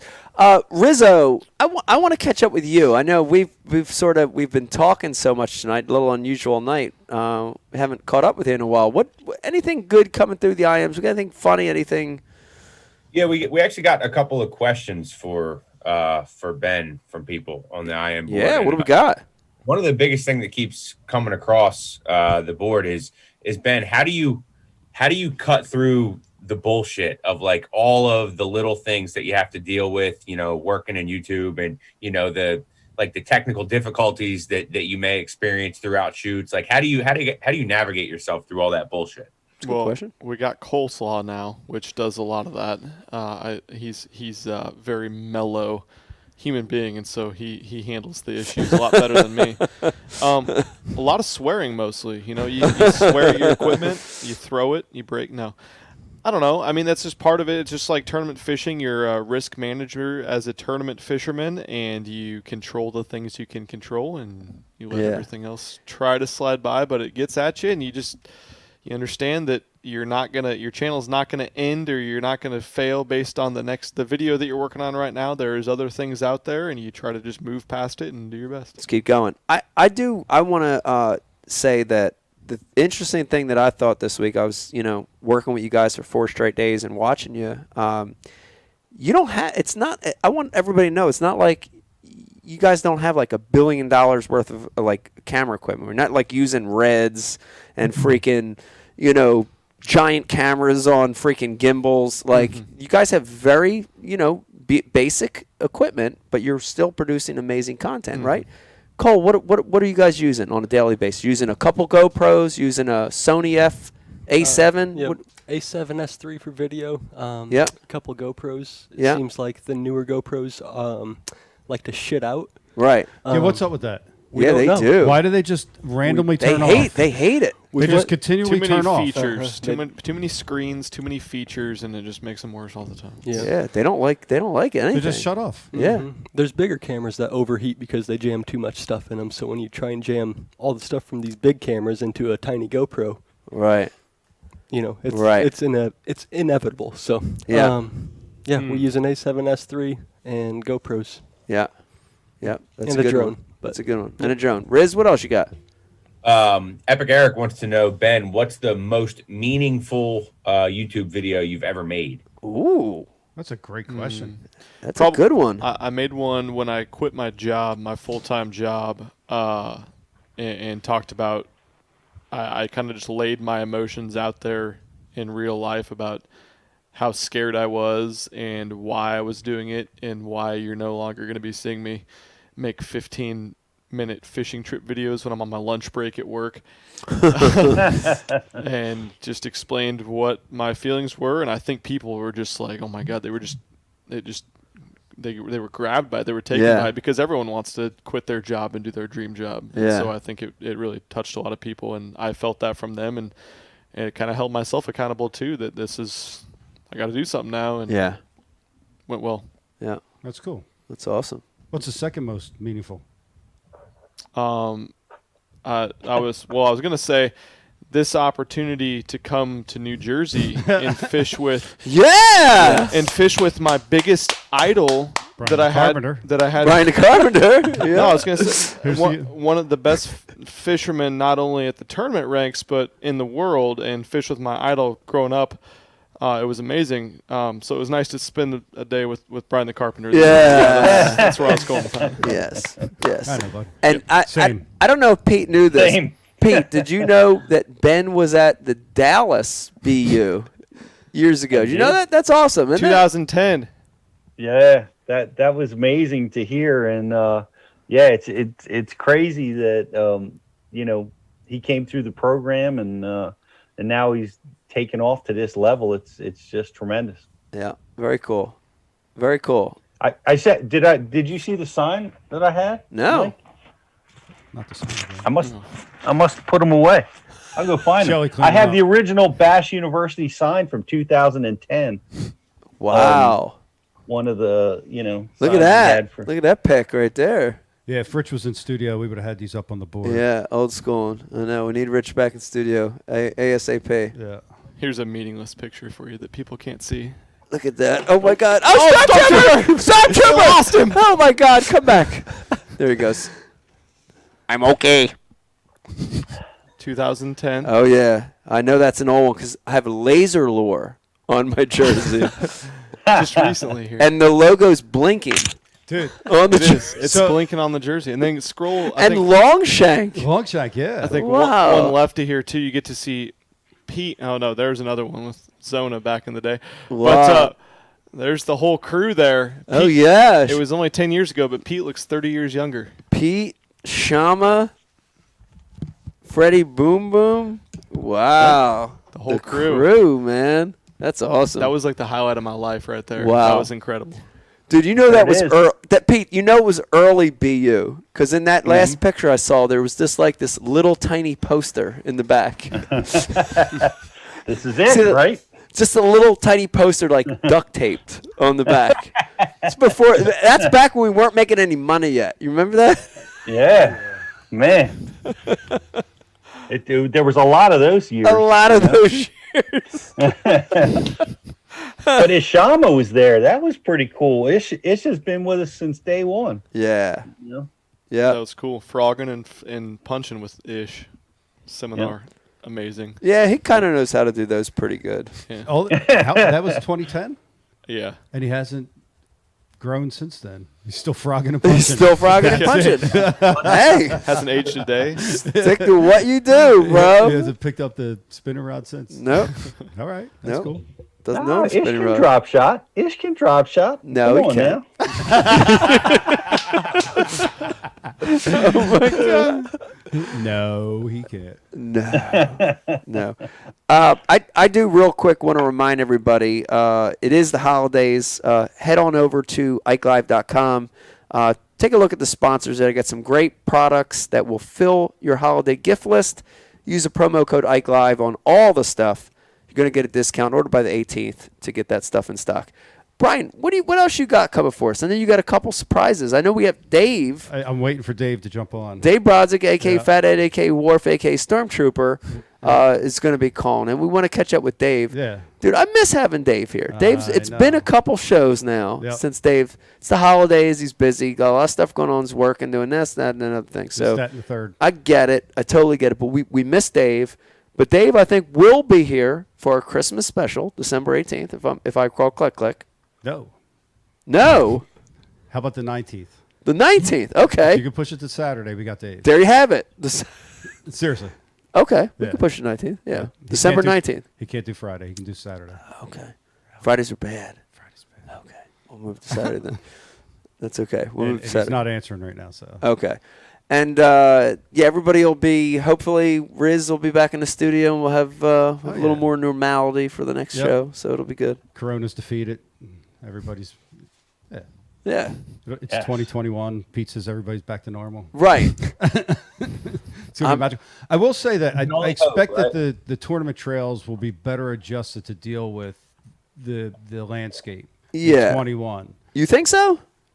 I think so. Yeah. In what regard? Well, I mean, it caught us all off guard in 2020, right? Right. And Not stuff canceling just got canceled. 5 months of their Right. schedule. Yeah. So I imagine that even if we go through a 2021 very similar to 2020, which is what I suspect is going to happen. Yeah. That the tournament trails will be better prepared to deal with it, and we won't see the mass cancellations of entire seasons like we did in 2020. Yeah, I don't know. Maybe not. That's my correct opinion. I can tell you there are some things. There are some things that have happened because of COVID that are, in my opinion, making the tournament strange. The one I want to address I'll address two, one from each circuit, but the Bassmaster side.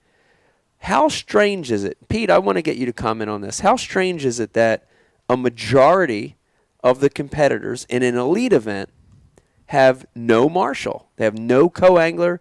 They have no marshal. If you're in the top, whatever it is, 6 or 8 or 10, you have a camera guy with you, right? Yep. But dude, I'm just. This is Ike Live. I'm going to be honest. I'm not fishing any circuit right now, so I can say any fucking thing I want to say. I don't trust that. That worries me. That bothers me. That you have $100,000 on the line, and when you have a lot of money involved, people do crazy shit, Pete. People do crazy shit.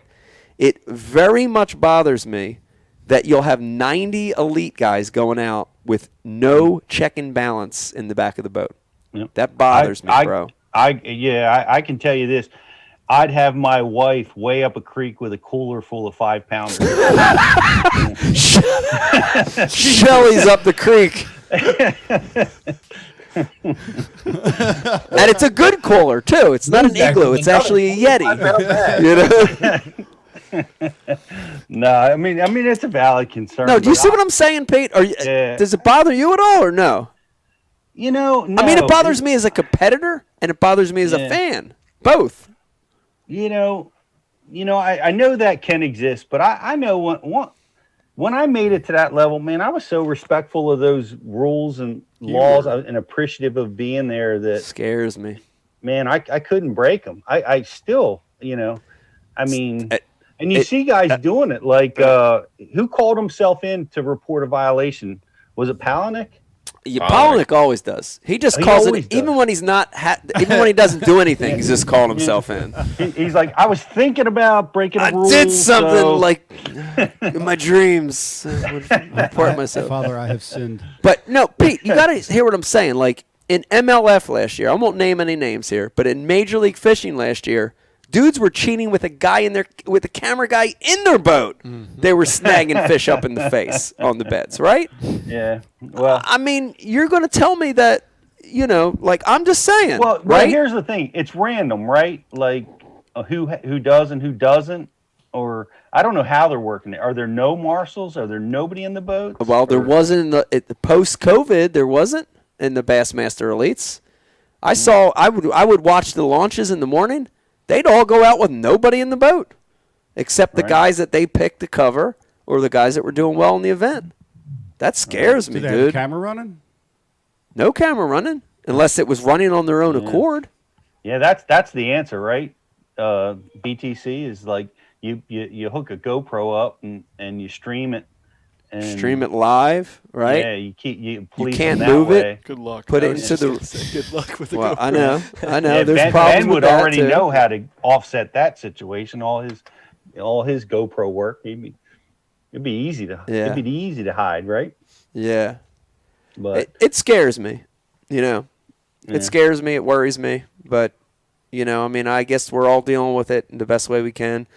You'd rather have a tournament than have no tournament, but still worries me. Still bothers me. Well, I'm optimistic we're moving away from this. We're getting, I don't know what the schedule looks like. I think they've released it, but I didn't look at the dates. And I know they're planning on having the Classic in March. Honestly, here's the thing, and I want to, tell Bass, and I've told my contacts at Bass, move that date, move it away from March. March is the date for the Classic. I want to see them move it to June, move it later in the summer, till we get to the other side of this thing. And, you will have the biggest crowd in the history of a fishing tournament if we get to the other side of this thing. Yeah. It will be just a monster, just an absolute monster. Yeah. But if you try to do it in March, I suspect, I don't think it's going to, it's going to be a big deal in March. I think people can't show up in March. Right. It's too soon. Right. But it's Texas. They got different rules in Texas. Yeah. They do, honestly. They had the PBR. They had a big, giant PBR event where they had 100,000 people there. I didn't see that on the news. I would have thought that they would have been crucified for that. 100,000? Well, I don't know. That's what they normally get through those things. They're so popular. Yeah. But I don't know. Rich, I heard they were going to have board, it. Rich. What, Bri? You got anything on the message board? Yeah, I got more stuff for Ben or related to what Pete's saying. I'm going with Ben. I don't want to talk about COVID anymore. No offense COVID, to Pete. boo. None at all. It's not Pete's fault. We brought it up, but I just feel like we should change topics. Ben, what's your biggest source for finding inspiration to do videos? Like where do you get your ideas from? That's tough. I guess I just think them up on my own for the most part. I love to fish so much. I would fish 24 hours a day if I could. So I guess that's my answer. I don't really have a huge inspiration. I was inspired by people like Mike, specifically people like Mike, to fish for a living. And then I grew up fishing multi-species stuff. So kind of gravitated towards the bass fishing stuff at first because I was just fresh off of only fishing bass fishing tournaments. Figured out it was more relatable content to film a lot of videos with multi-species stuff like catfish, bank fishing for bass, spillway stuff for whatever would bite, pan fishing, stuff like that.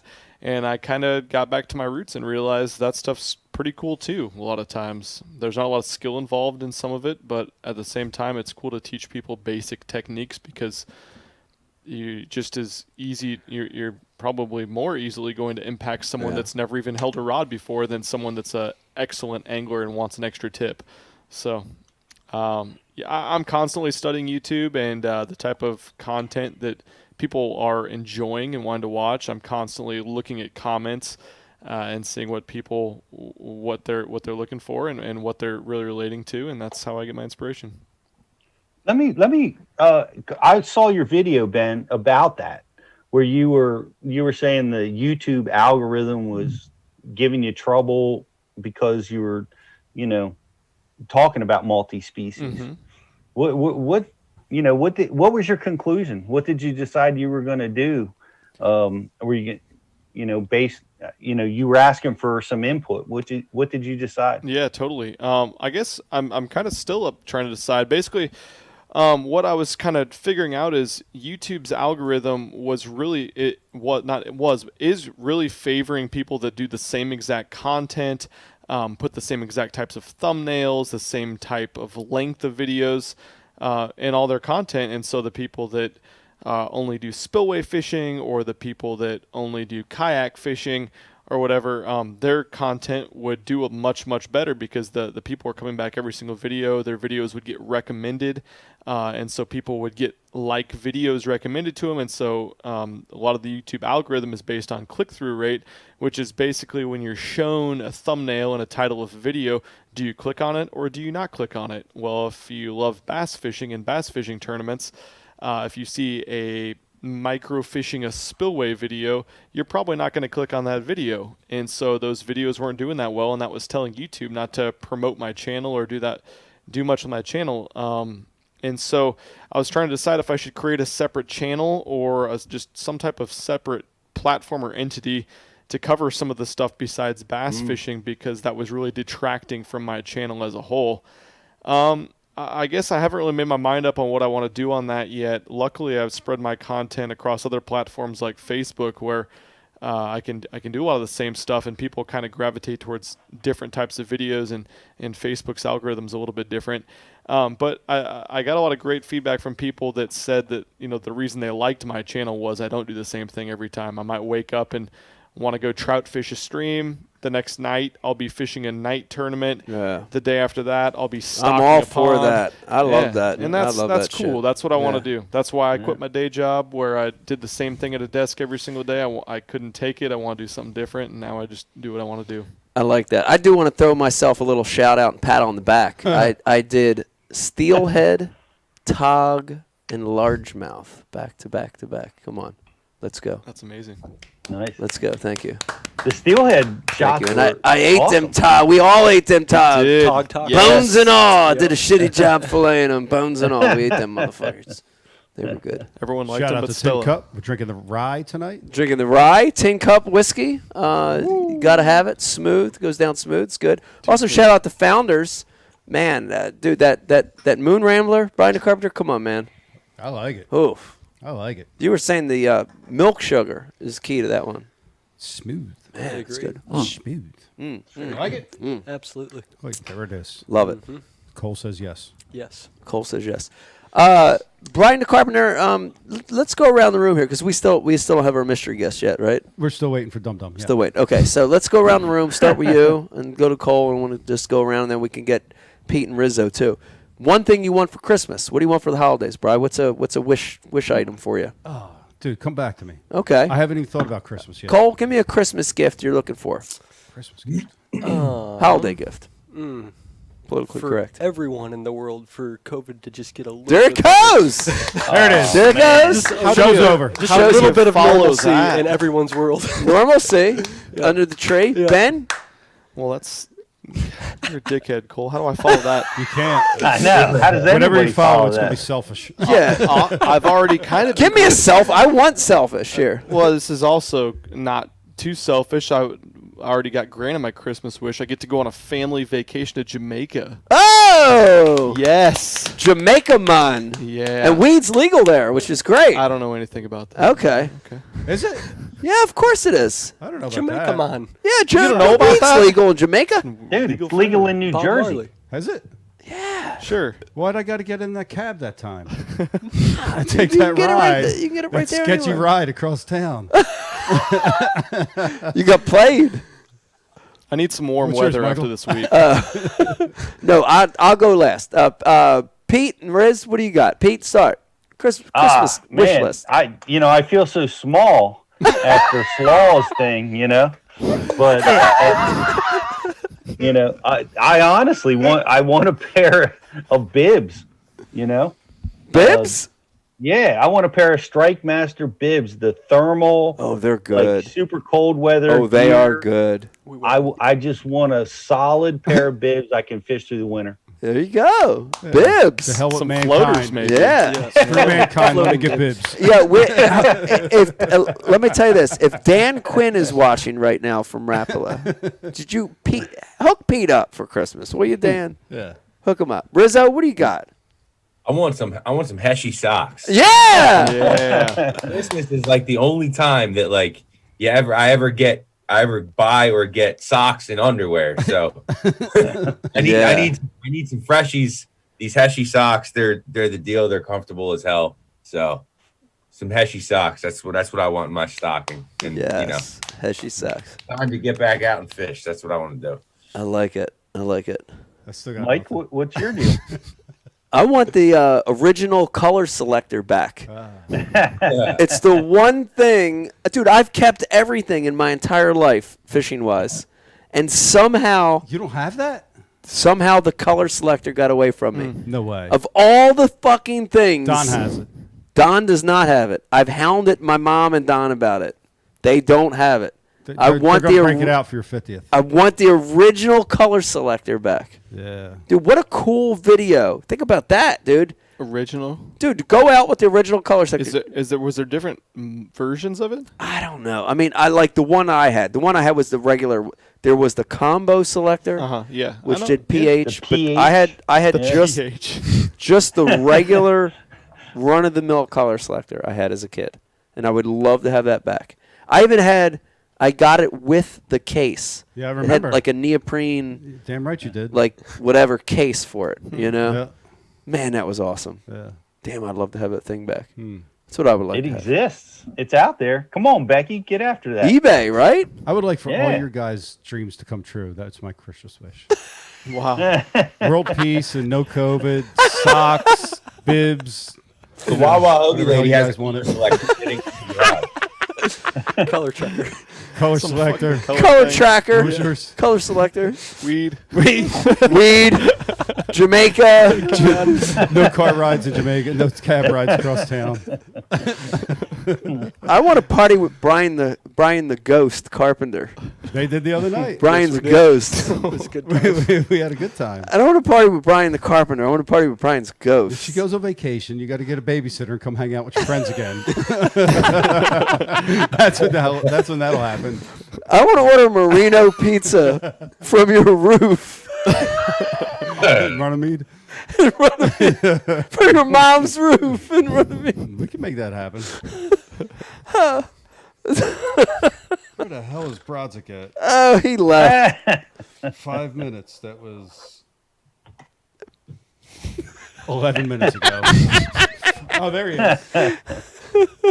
I see Fatty on the message board. All right, folks, we're going to bring in 2 more. Let's see how this goes. We got 2 more mystery guests It's coming in. clearly be a mess. Jacob. They're not mysterious. Next. Aye. Jacob, next question. Oh, my God. Oh, he laughed. Jesus Christ.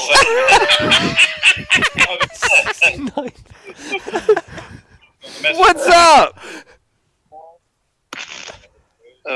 Two more mystery guests. Who's got the show on in the background?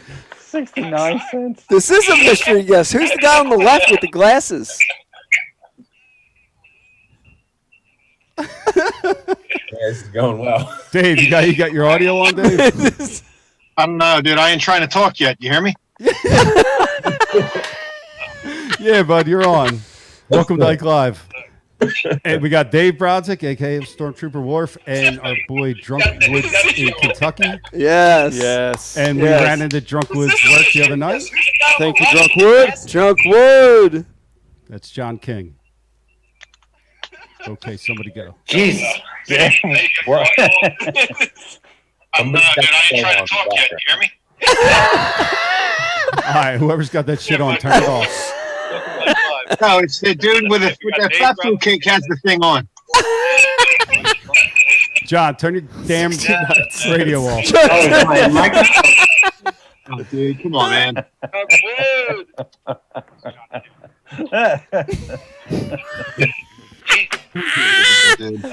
I need more. We're going to need more whiskey. We need more whiskey. All right, Braz, lead us off, buddy. All right, Dave, what do you got? Dave, it's good to see you. We miss you in the studio. I hope to see you next Saturday now for the Christmas special, the 19th. What's going on? Not, man. Hey, I'm sorry I couldn't be there, Ben. I would like to have met you. I really enjoy your stuff. Me too. I enjoy your interviews and your lie detector test especially. Thank you. Yeah, I would have gave you one had I been there. Well, never mind. I'm glad you're not here. That or anal thermometer. Ooh. Yeah. Yeah. So what background noise am I still catching? Is it that dude right there? Because Brian, it's horrible. Like whatever he's doing, you got to mute him. John, do you have your radio, the show on? I shut it off. Everything's good to go. I turned off the internet. Okay, let's go. Yeah, that was the issue. Other than those ugly ass glasses Dave's wearing. The readers. All right, hey, Pee Wee Herman wants his singlet back. You fruitcake.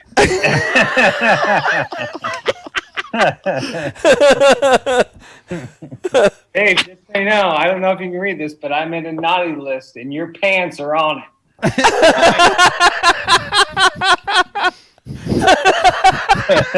Back to you, Dave. Hey, you can hang it right next to that bowling participation trophy you got over your right shoulder in the hoop.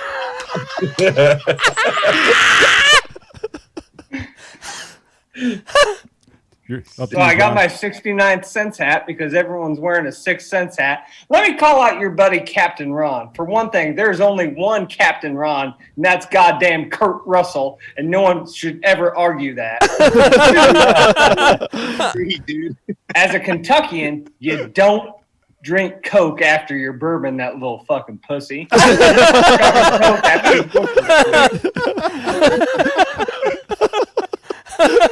Captain Ron. Wow. Can we get Captain Ron back on? Captain Ron. Let's do a $5.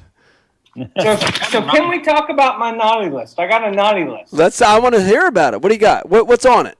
Well, first it's probably reverse. You got Jacob Wheeler because he was down at Cumberland fishing in the marinara and got in trouble for it. Marinara? The marinara sauce. But no, he dipped his breadstick in that. But he was fishing in the marina, so he's on the naughty list because he got in trouble by Randy Flowers. Number 2 is John Cruz. Because I heard John Cruz on another podcast like bourbon, so I decided to slide into them DMs and say, "Hey, John Cruz, if you want some bourbon, just let me know." And he didn't respond for like 3 days. But then after the 3rd day, I got a video of someone from the neck down, totally nude, doing lunge squats and butterfly curls. So I assume that was John Cruz. So he's on That is naughty. That's naughty. Number 3 is Dave's pants because apparently I was going to make a joke about weed being illegal, and that's why his pants are so high. But See,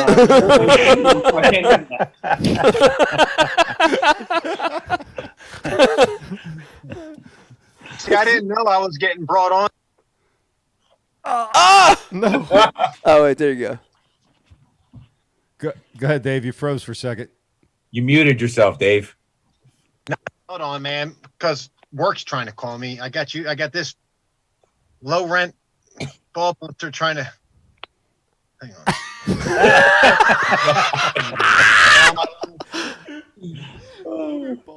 Now we know exactly what Dave's wife sees. Am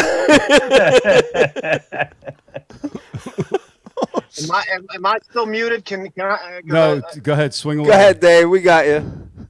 Yeah, no, like I wish you would have told me that, like, you know, the little bus was going to drop off my competition tonight because I would have been a little bit more prepared with some slow motion humor for that nitwit you got over there. Dave, there's always next week, bud. There's always next week. That's the best. That's the best background you could find. Like you didn't have anything else that you could like. This is going to be your only time ever on this show, and that's the background you chose. I was on here before you, dumbass. My wife's watching her goddamn story, so I had to move to a different room. So I went to the goddamn Cedar USA with all like our pictures of shit. I'm sorry. That looks good. That looks good. Yeah, I was too busy focusing on your mom's arm wrestling third place trophy over there. Sorry. Good Lord. Those are Christmas cards. So I don't know where a trophy is. If those are the kind of trophies you got as a kid. You were. They typically don't give. They don't give third place trophies. It's that plaque right over your right shoulder, right there, the one right above the thermostat. There's no plaque. That's like that's from a camping thing in Red River Gorge, you dipshit. You're on the right side. Your other right side, not the Polish dream catcher over your left shoulder. Your right shoulder. Polish dream catcher. Oh, by the way, Dave, happy Hanukkah. Thank you. Not many people know that I'm Jewish, so thank you for that. Just like Dave is looking in the mirror right now. So I also, compared to my naughty list, I also have a nice list. Oh, a nice list.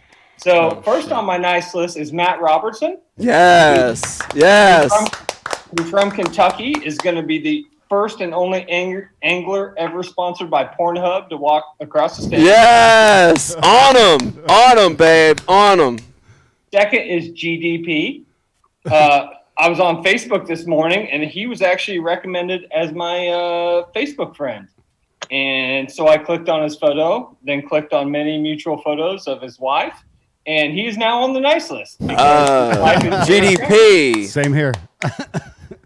And then we have Ben Milliken. So if you're on the nice list, I got a gift for you, Ben. Uh-oh, Ben. Yeah, so Ben, you're married, correct? Ben, are you married? Yes, sir. How many kids you got? 2. I'm not a mathematician, but I'm going to guess the ratio of jerkies to sexy time's a little off right now. So I called up a fellow Kentuckian, lives right down the road from me, and I'm going to help you increase your sexy time. Oh. If you wear this jersey, you know whose jersey this is? He's a fellow Sixth Sense guy. Wow, this joke fucking slid. That's rough. John Hunter? Well, this is John Hunter Jr.'s jersey. John Hunter. So I don't know if your wife's ever seen John Hunter Jr., but fucking my wife's. Well, short story is a buddy of mine's his sponsor, gave me the jersey, had it at home. I told my wife, I said, yeah, it's John Hunter's, and she looks him up. Next thing you know, I'm at the goddamn Halloween store looking for a curly hair wig because she wants to do foreplay because he's not a sexy man. That'll happen. Yeah. Well, that joke didn't fall, so. Hey, fuck. You muted yourself again, Dave. Yes, Robot Dave. I love the big hands that come in there. They're like pawing the screen, you know? Well, we lost them. We lost Dave. I also, speaking of gifts, I also have a gift for the whole Ike Live crew. Oh! Yeah. So I took about 20 minutes of my day, so I'm going to bill you that shit. I decided to write "'Twas the Night Before Ike Live." Oh, shit, Dave's back. Come on. Oh, Dave's back. Braz, he wrote a "'Twas the Night Before Ike Live," following in your footsteps. So let's awesome. get this. I'm ready. Dave, you ready? Yes, sir. Can we meet you, please? All right. "'Twas the night before Ike Live, when all through Ike's house creature baits were flying, even a blouse. The stockings were hung by the studio with care, in hopes that Santa Pete will ever come here. Oh. The poles were rigged with nothing but Neds, while visions of Smallies danced in their heads. And Becky in her Gucci and Ike in his hat had just poured a cocktail with Founders on tap. Oh. When out on the lawn, there arose such a clatter, but let's not forget, Dave's opinion doesn't matter. Away to the window, I flew like a flash, not stubbing his toes on his piles of cash. The moon on the breast of the new fallen snow saw a purple Toyota with a bass cat in tow. When what did my wondering eyes did appear, but BTC and Riz hammered off beers. What loud assholes, those little pricks. He knew in a moment they weren't no sticks. More rapid than eagles, those anglers they came, and they fished, they outed, and they left MLF the same. Now Swindle, now Polnick, now Hackle, now Hackney and Christie, on Atkins, on Ike, on Prosnick. What the fuck's that guy gonna do? He's fucked. All right, back to it. To the top of the window, to the top of the wall. Now bass away, bass way. Bass is the way, y'all. When they leave with those 5-fish limits in their eyes, if quiet enough, you can hear Boyd's cries. So now on to Ike, where the rumors did grew, with a boat full of toys, maybe the sexual kind too. And then in a twinkling, he heard at the door the knocking, the pounding of a man from before. As he drew in my head and was turning around, through the door, Santa Pete came in with a bound. He was naked as shit from his head to his toes, just a mask and a single sock. You know where that goes.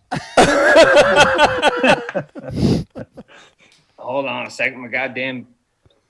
A bundle of flambos he had hung on his back, filled with lures and cranks and those elusive flatworm packs. His eyes, how they twinkled. His dimples, how merry. His ass cheeks were like roses. His balls, so hairy.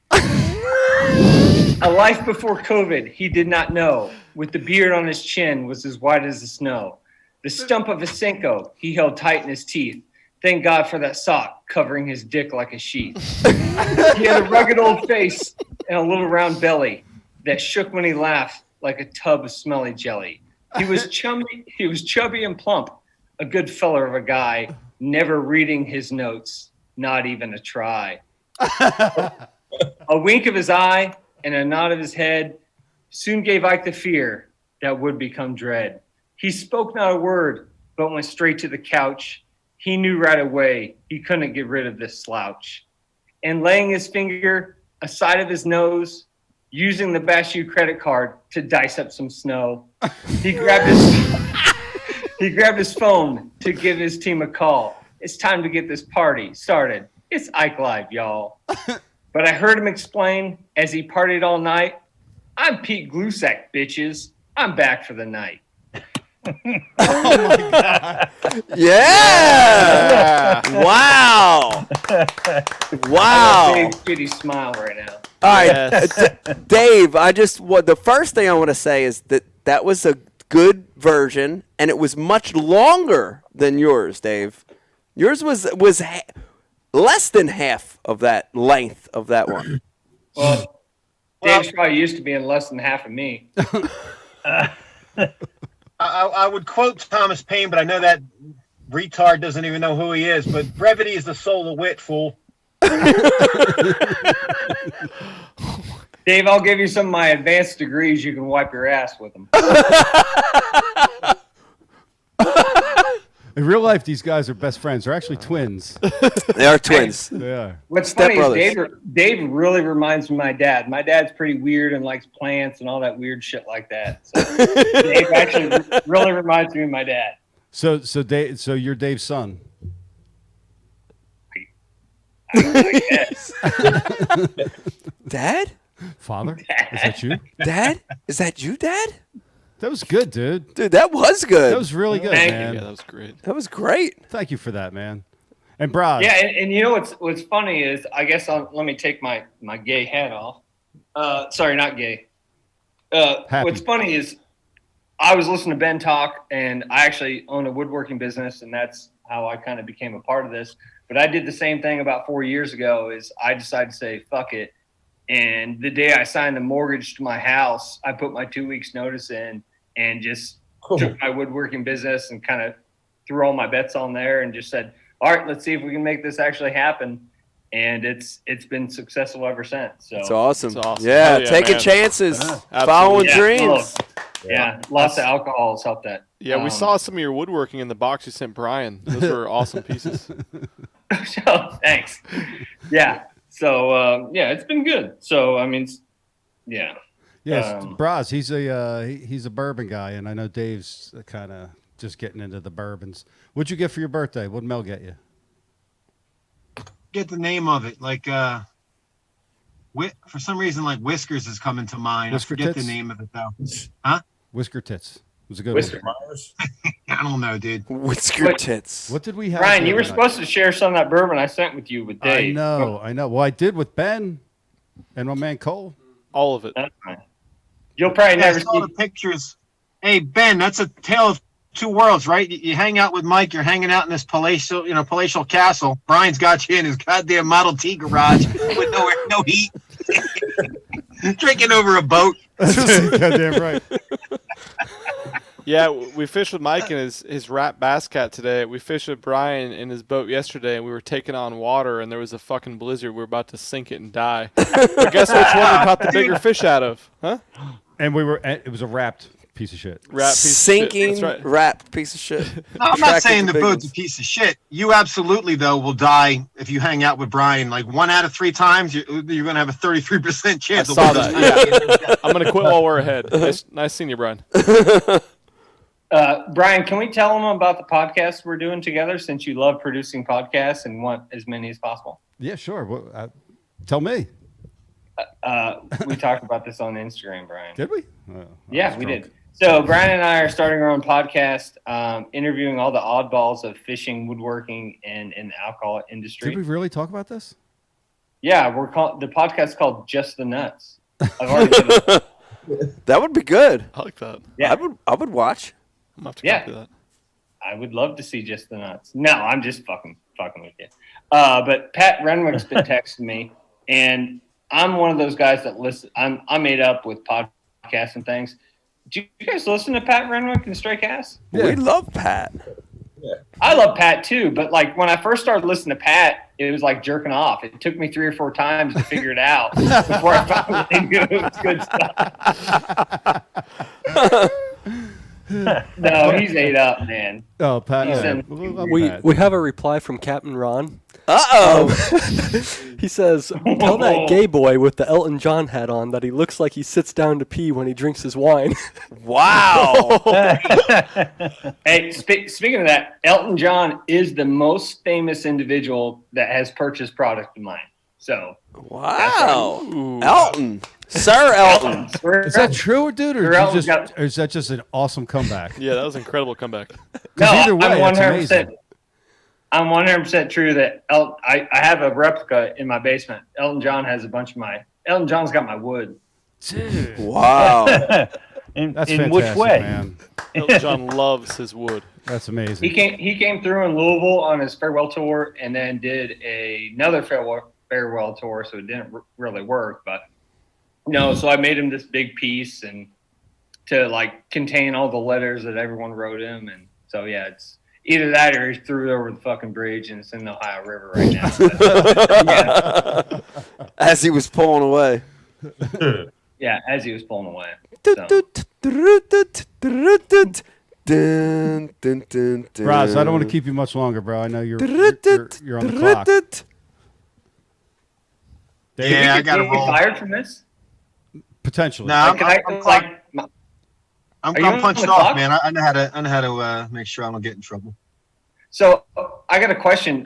My friend is a UPS pilot, and they named a day after him. Is there ever going to be a Dave Prosnick Day for UPS? No, man. I'm invisible here, dude. I don't even know anyone's names.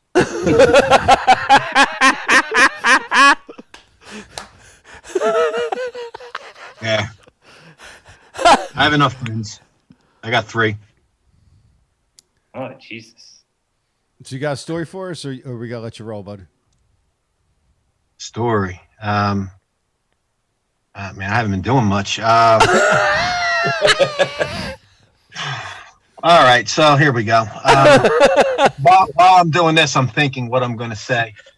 So I have a lot of time to think. And unfortunately, dude, and this is you younger guys listening, you're eventually going to get over 40 and you're not going to have much testosterone running through your body, right? So, you reflect on things. And I'm on this like really downward trend of always reflecting on negative things. And something popped into my head that I know you're going to find funny. So this is going back. This is going back to when I'm about, 13 years old. I lived in these apartments in Runnymede. And I had Brian, I had Mike and Tom, and they were my friends that didn't live in the apartments. And then I had my apartment friends. They were all black guys. And we would walk over to almost every night over to the supermarket where my mom worked, and we'd go to the bakery and we would get like donuts, and we would play this game where, you had to slap the donut out of, the goal was to at least slap someone's donut out of their hand when you were walking back, talking, telling stories. And, well, in the process, that's right around the time the movie Colors came out, right? And Colors was, for those of you that are, I would say 30 or less, you don't even know, it was a really good cop movie back in the 80s with Ice-T as one of the bad guys. And Ice-T had a song in it. I don't think he was in the movie, but it was a good cop movie. It was about LA gangs, the Crips and the Bloods. So, I'm figuring myself out back then, and, figure out the kind of guy I'm going to be. I'm opinionated with a strong mind. And we're talking about this. We're talking about the movie, and we're arguing about a point in it. And like being a know-it-all, being Polish, I said this one day, Jason, I'm like, dude, how do I know more about being black than you do? And they started dying. But like, as I reflect on it, they weren't like laughing at, they were like totally dying at like what now is called white privilege. Like that I thought I knew more about being black than they did. And I didn't laugh with them. I got mad and I started like doubling down and debating it, like to the point where they couldn't even breathe. It was so ridiculous. I thought of that the other day and I was cringing thinking about it, man. But that's a story. That was like Tuesday story. The only thing I got from that story was, would you slap my long john out of my hand? Hold on. I didn't hear you. What'd you say? I said, the only thing I got from that story was, would you slap my long john out from my hand? Long John's a donut. I don't know if they have those in Jersey. What? Nah, dude, nah. Boston cream's a big thing around here. Oh, Long John's are like just long donuts with chocolate on chocolate or vanilla sprinkles. That's a chocolate eclair, bro. Come on. No, it ain't filled. It's a Long John, dude. So it's a long donut that's got, but there's nothing in it. Yeah, they have filled ones, but it's just like a long donut with like cream and icing on top. But there's nothing in it. Not an eclair. I know eclairs. Oh, yeah. I know Boston cream. I have an ex-wife from Boston, so I know that. Do you really? Oh, yeah. That was my first Ashley. I'm on my second Ashley. But yeah. All right. Well, that's about a wrap for Ike Live tonight. Anybody else exhausted? Ben? Let's keep it going. I got to drive to New York. After hours. Let's go. Yeah, enjoy that New drive. York. Bryce just gassed. New York. Pete looks dead. Me? He looks like he's been smoking weed. No.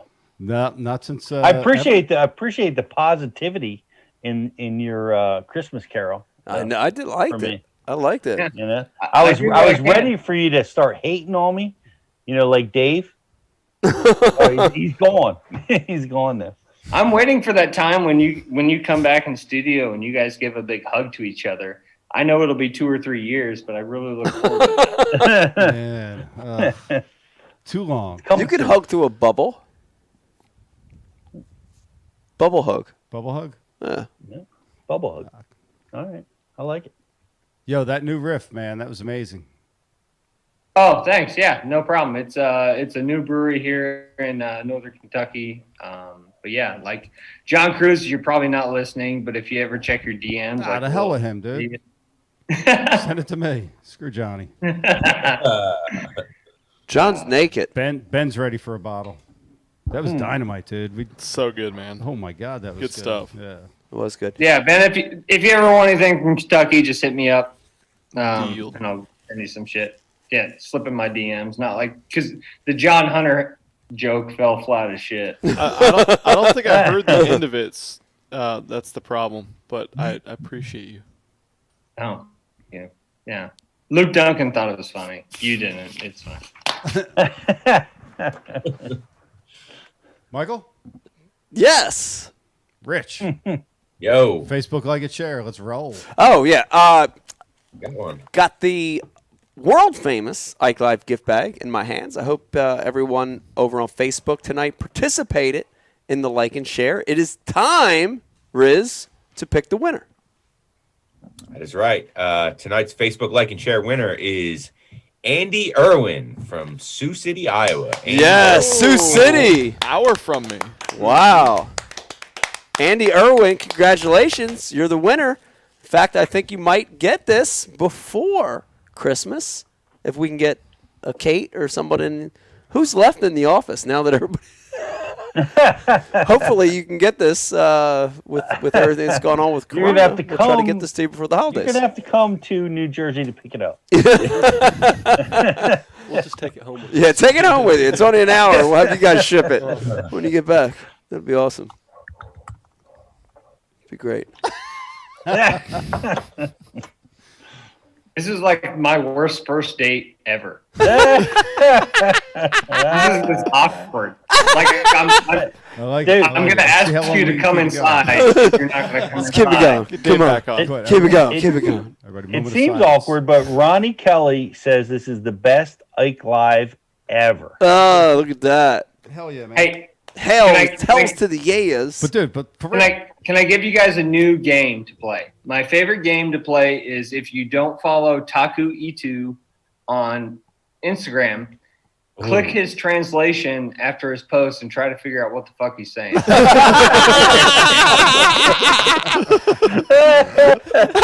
doesn't make sense, but I love it. Dude, all of the Japanese Taku University. No, all of them. I follow a lot of Japanese guys on Instagram, and they all like the Japanese language does not translate well to English whatsoever. Yeah. It is funny though. Yeah. And like a lot of them, it's a great point because a lot of it will just repeat itself. Like I cast over the log, the happy, bang, so good. What the fuck is this guy saying? Dude, that's exactly what they sound like when they're getting interviewed on stage when they're weighing in. Yeah. Oh, speaking of Japanese, I had to explain bukkake to my mother-in-law. Oh. That was enjoyable. To your mother-in-law? We were playing some game, and I wrote the word bukkake, and she didn't know what it meant, so I had to explain it to her. I don't care. Holidays are great. Show and tell. The holidays are great. It's nothing like a little bukkake for the holidays. Mistletoe bukkake. God. Is anybody looking at the comments? Rich, what's going on right now? Chris was like, I haven't looked at the comments. All right. Crazy. It is actually after 10 too, so clearly Becky stopped watching because I would have got a text by now. I feel like I used to watch these all the time, and Ike would say "fuck" once, and it would be a big deal. And now it's I tried to make it a little bit. I tried to. I'm actually clicking back on the comments. Oh, look, someone posted along, John. That's right, motherfucker.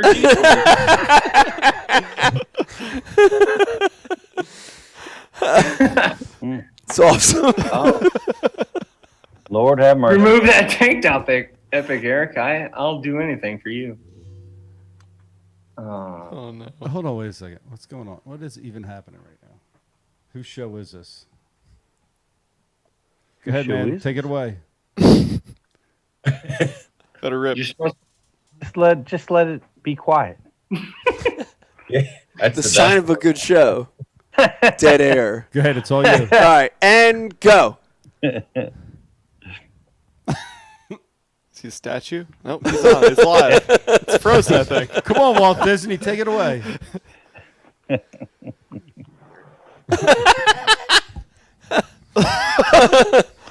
This is worse than my. There you have it. This is great. Oh man, that's awesome. I'm too drunk for this. I'm out. Good Folks, thing you're thank you very driving. much for watching tonight. Brian, do you have like 4 more guests that come on tonight? No, I have no more guests. No, zero. But we do want to thank everybody that came on tonight, Bri. We've had a long list of people on tonight. Yeah. Can you We had- recite the entire list that we've had? Drunkwood in Kentucky, a.k.a. John King, who immediately attacked Dave. Yes. Yeah, Dave wasn't ready for it. That was important. Nice attack. Dave right now is very upset that he got ambushed, and he'll Yeah. be ready Well, next week. He'll be ready. Yeah. He's going to be He thinking had about no it for idea. a full He was week. he was just coming on to tell a story. He got ambushed. He had his glasses on. He's working. He's driving. panicking. I'm gonna get yelled at for that. Okay. Who else do we have on tonight, we Bri? got Ben. Yes. Studio guest. Yes, Ben. Thank you for coming on tonight. Always the most important is the in studio, and our man Cole. Cole. Dr. Small. Dr. Small. Cole. Uncle Ronnie. Uncle Ronnie, Zach Kinnart. And Zach Kinnart. Zach, Ronnie. Yes. Also, of course, we can't forget about Rizzo and Pete. Thank you for joining us for this amazing show tonight. And fun to be here. And we want to thank everybody for watching tonight. It was a really good show. Ben, thank you. I've been thanking you every day, but I want to thank you again on the show here. Thanks for coming all this way to hang out, fish a little bit, and do these silly shows that we do. BU and Ike Live. You were able to sit in for 2 of them, so can't thank you enough, dude. Heading to the airport tomorrow, we're going to get one last little hurrah in. We are. Try to go out with a bang. I can't thank you enough, Cole. Thanks for hanging with us for a couple days. Brian, what do you got? What time you flying out? 3:15. 3:15. Yeah. I used to get some hours on the water. Yeah. We'll fish. We'll be fish good. till about noon. Dude, I'm leaving here. Should be good. I got to run home and grab rods because I didn't have enough time to do that before coming here tonight. 'Cause Yeah. it was last minute. And then straight up to Conshohocken, jump in Wow. with Travis, Nice. and he's going to drive 6 hours up to New York. Wow. Yeah. Sounds I terrible. can't imagine that Sounds fishing's fun. any good up there right now. Unless you cast. Man, it's got to be awesome up there, Mike. What? Smallmouth, cold water. No. It's got to be crazy good. I'll let you Can know. I ask a No. question Take the Binsky. that we didn't bring up? Can we talk about the head of the MLF not going with a Ranger boat anymore and going with a, what do you go with? Camus Nexus? Really? Wait. What do you mean? This is news to me. Who was that? What happened? Oh, Boyd. There was news that Boyd is not like running. What's he running? A Nexus or a Camus? Not a Ranger. Really? Well, that's funny because they Yeah, told us last year that we couldn't work with those 2 boat brands. That's interesting. Who's the dude from California with the mustache? Littner. Littner just made a post that he left Stratus and went to Nexus. Vex. Vexus. It's all the same. Sexus. Nexus. Huh.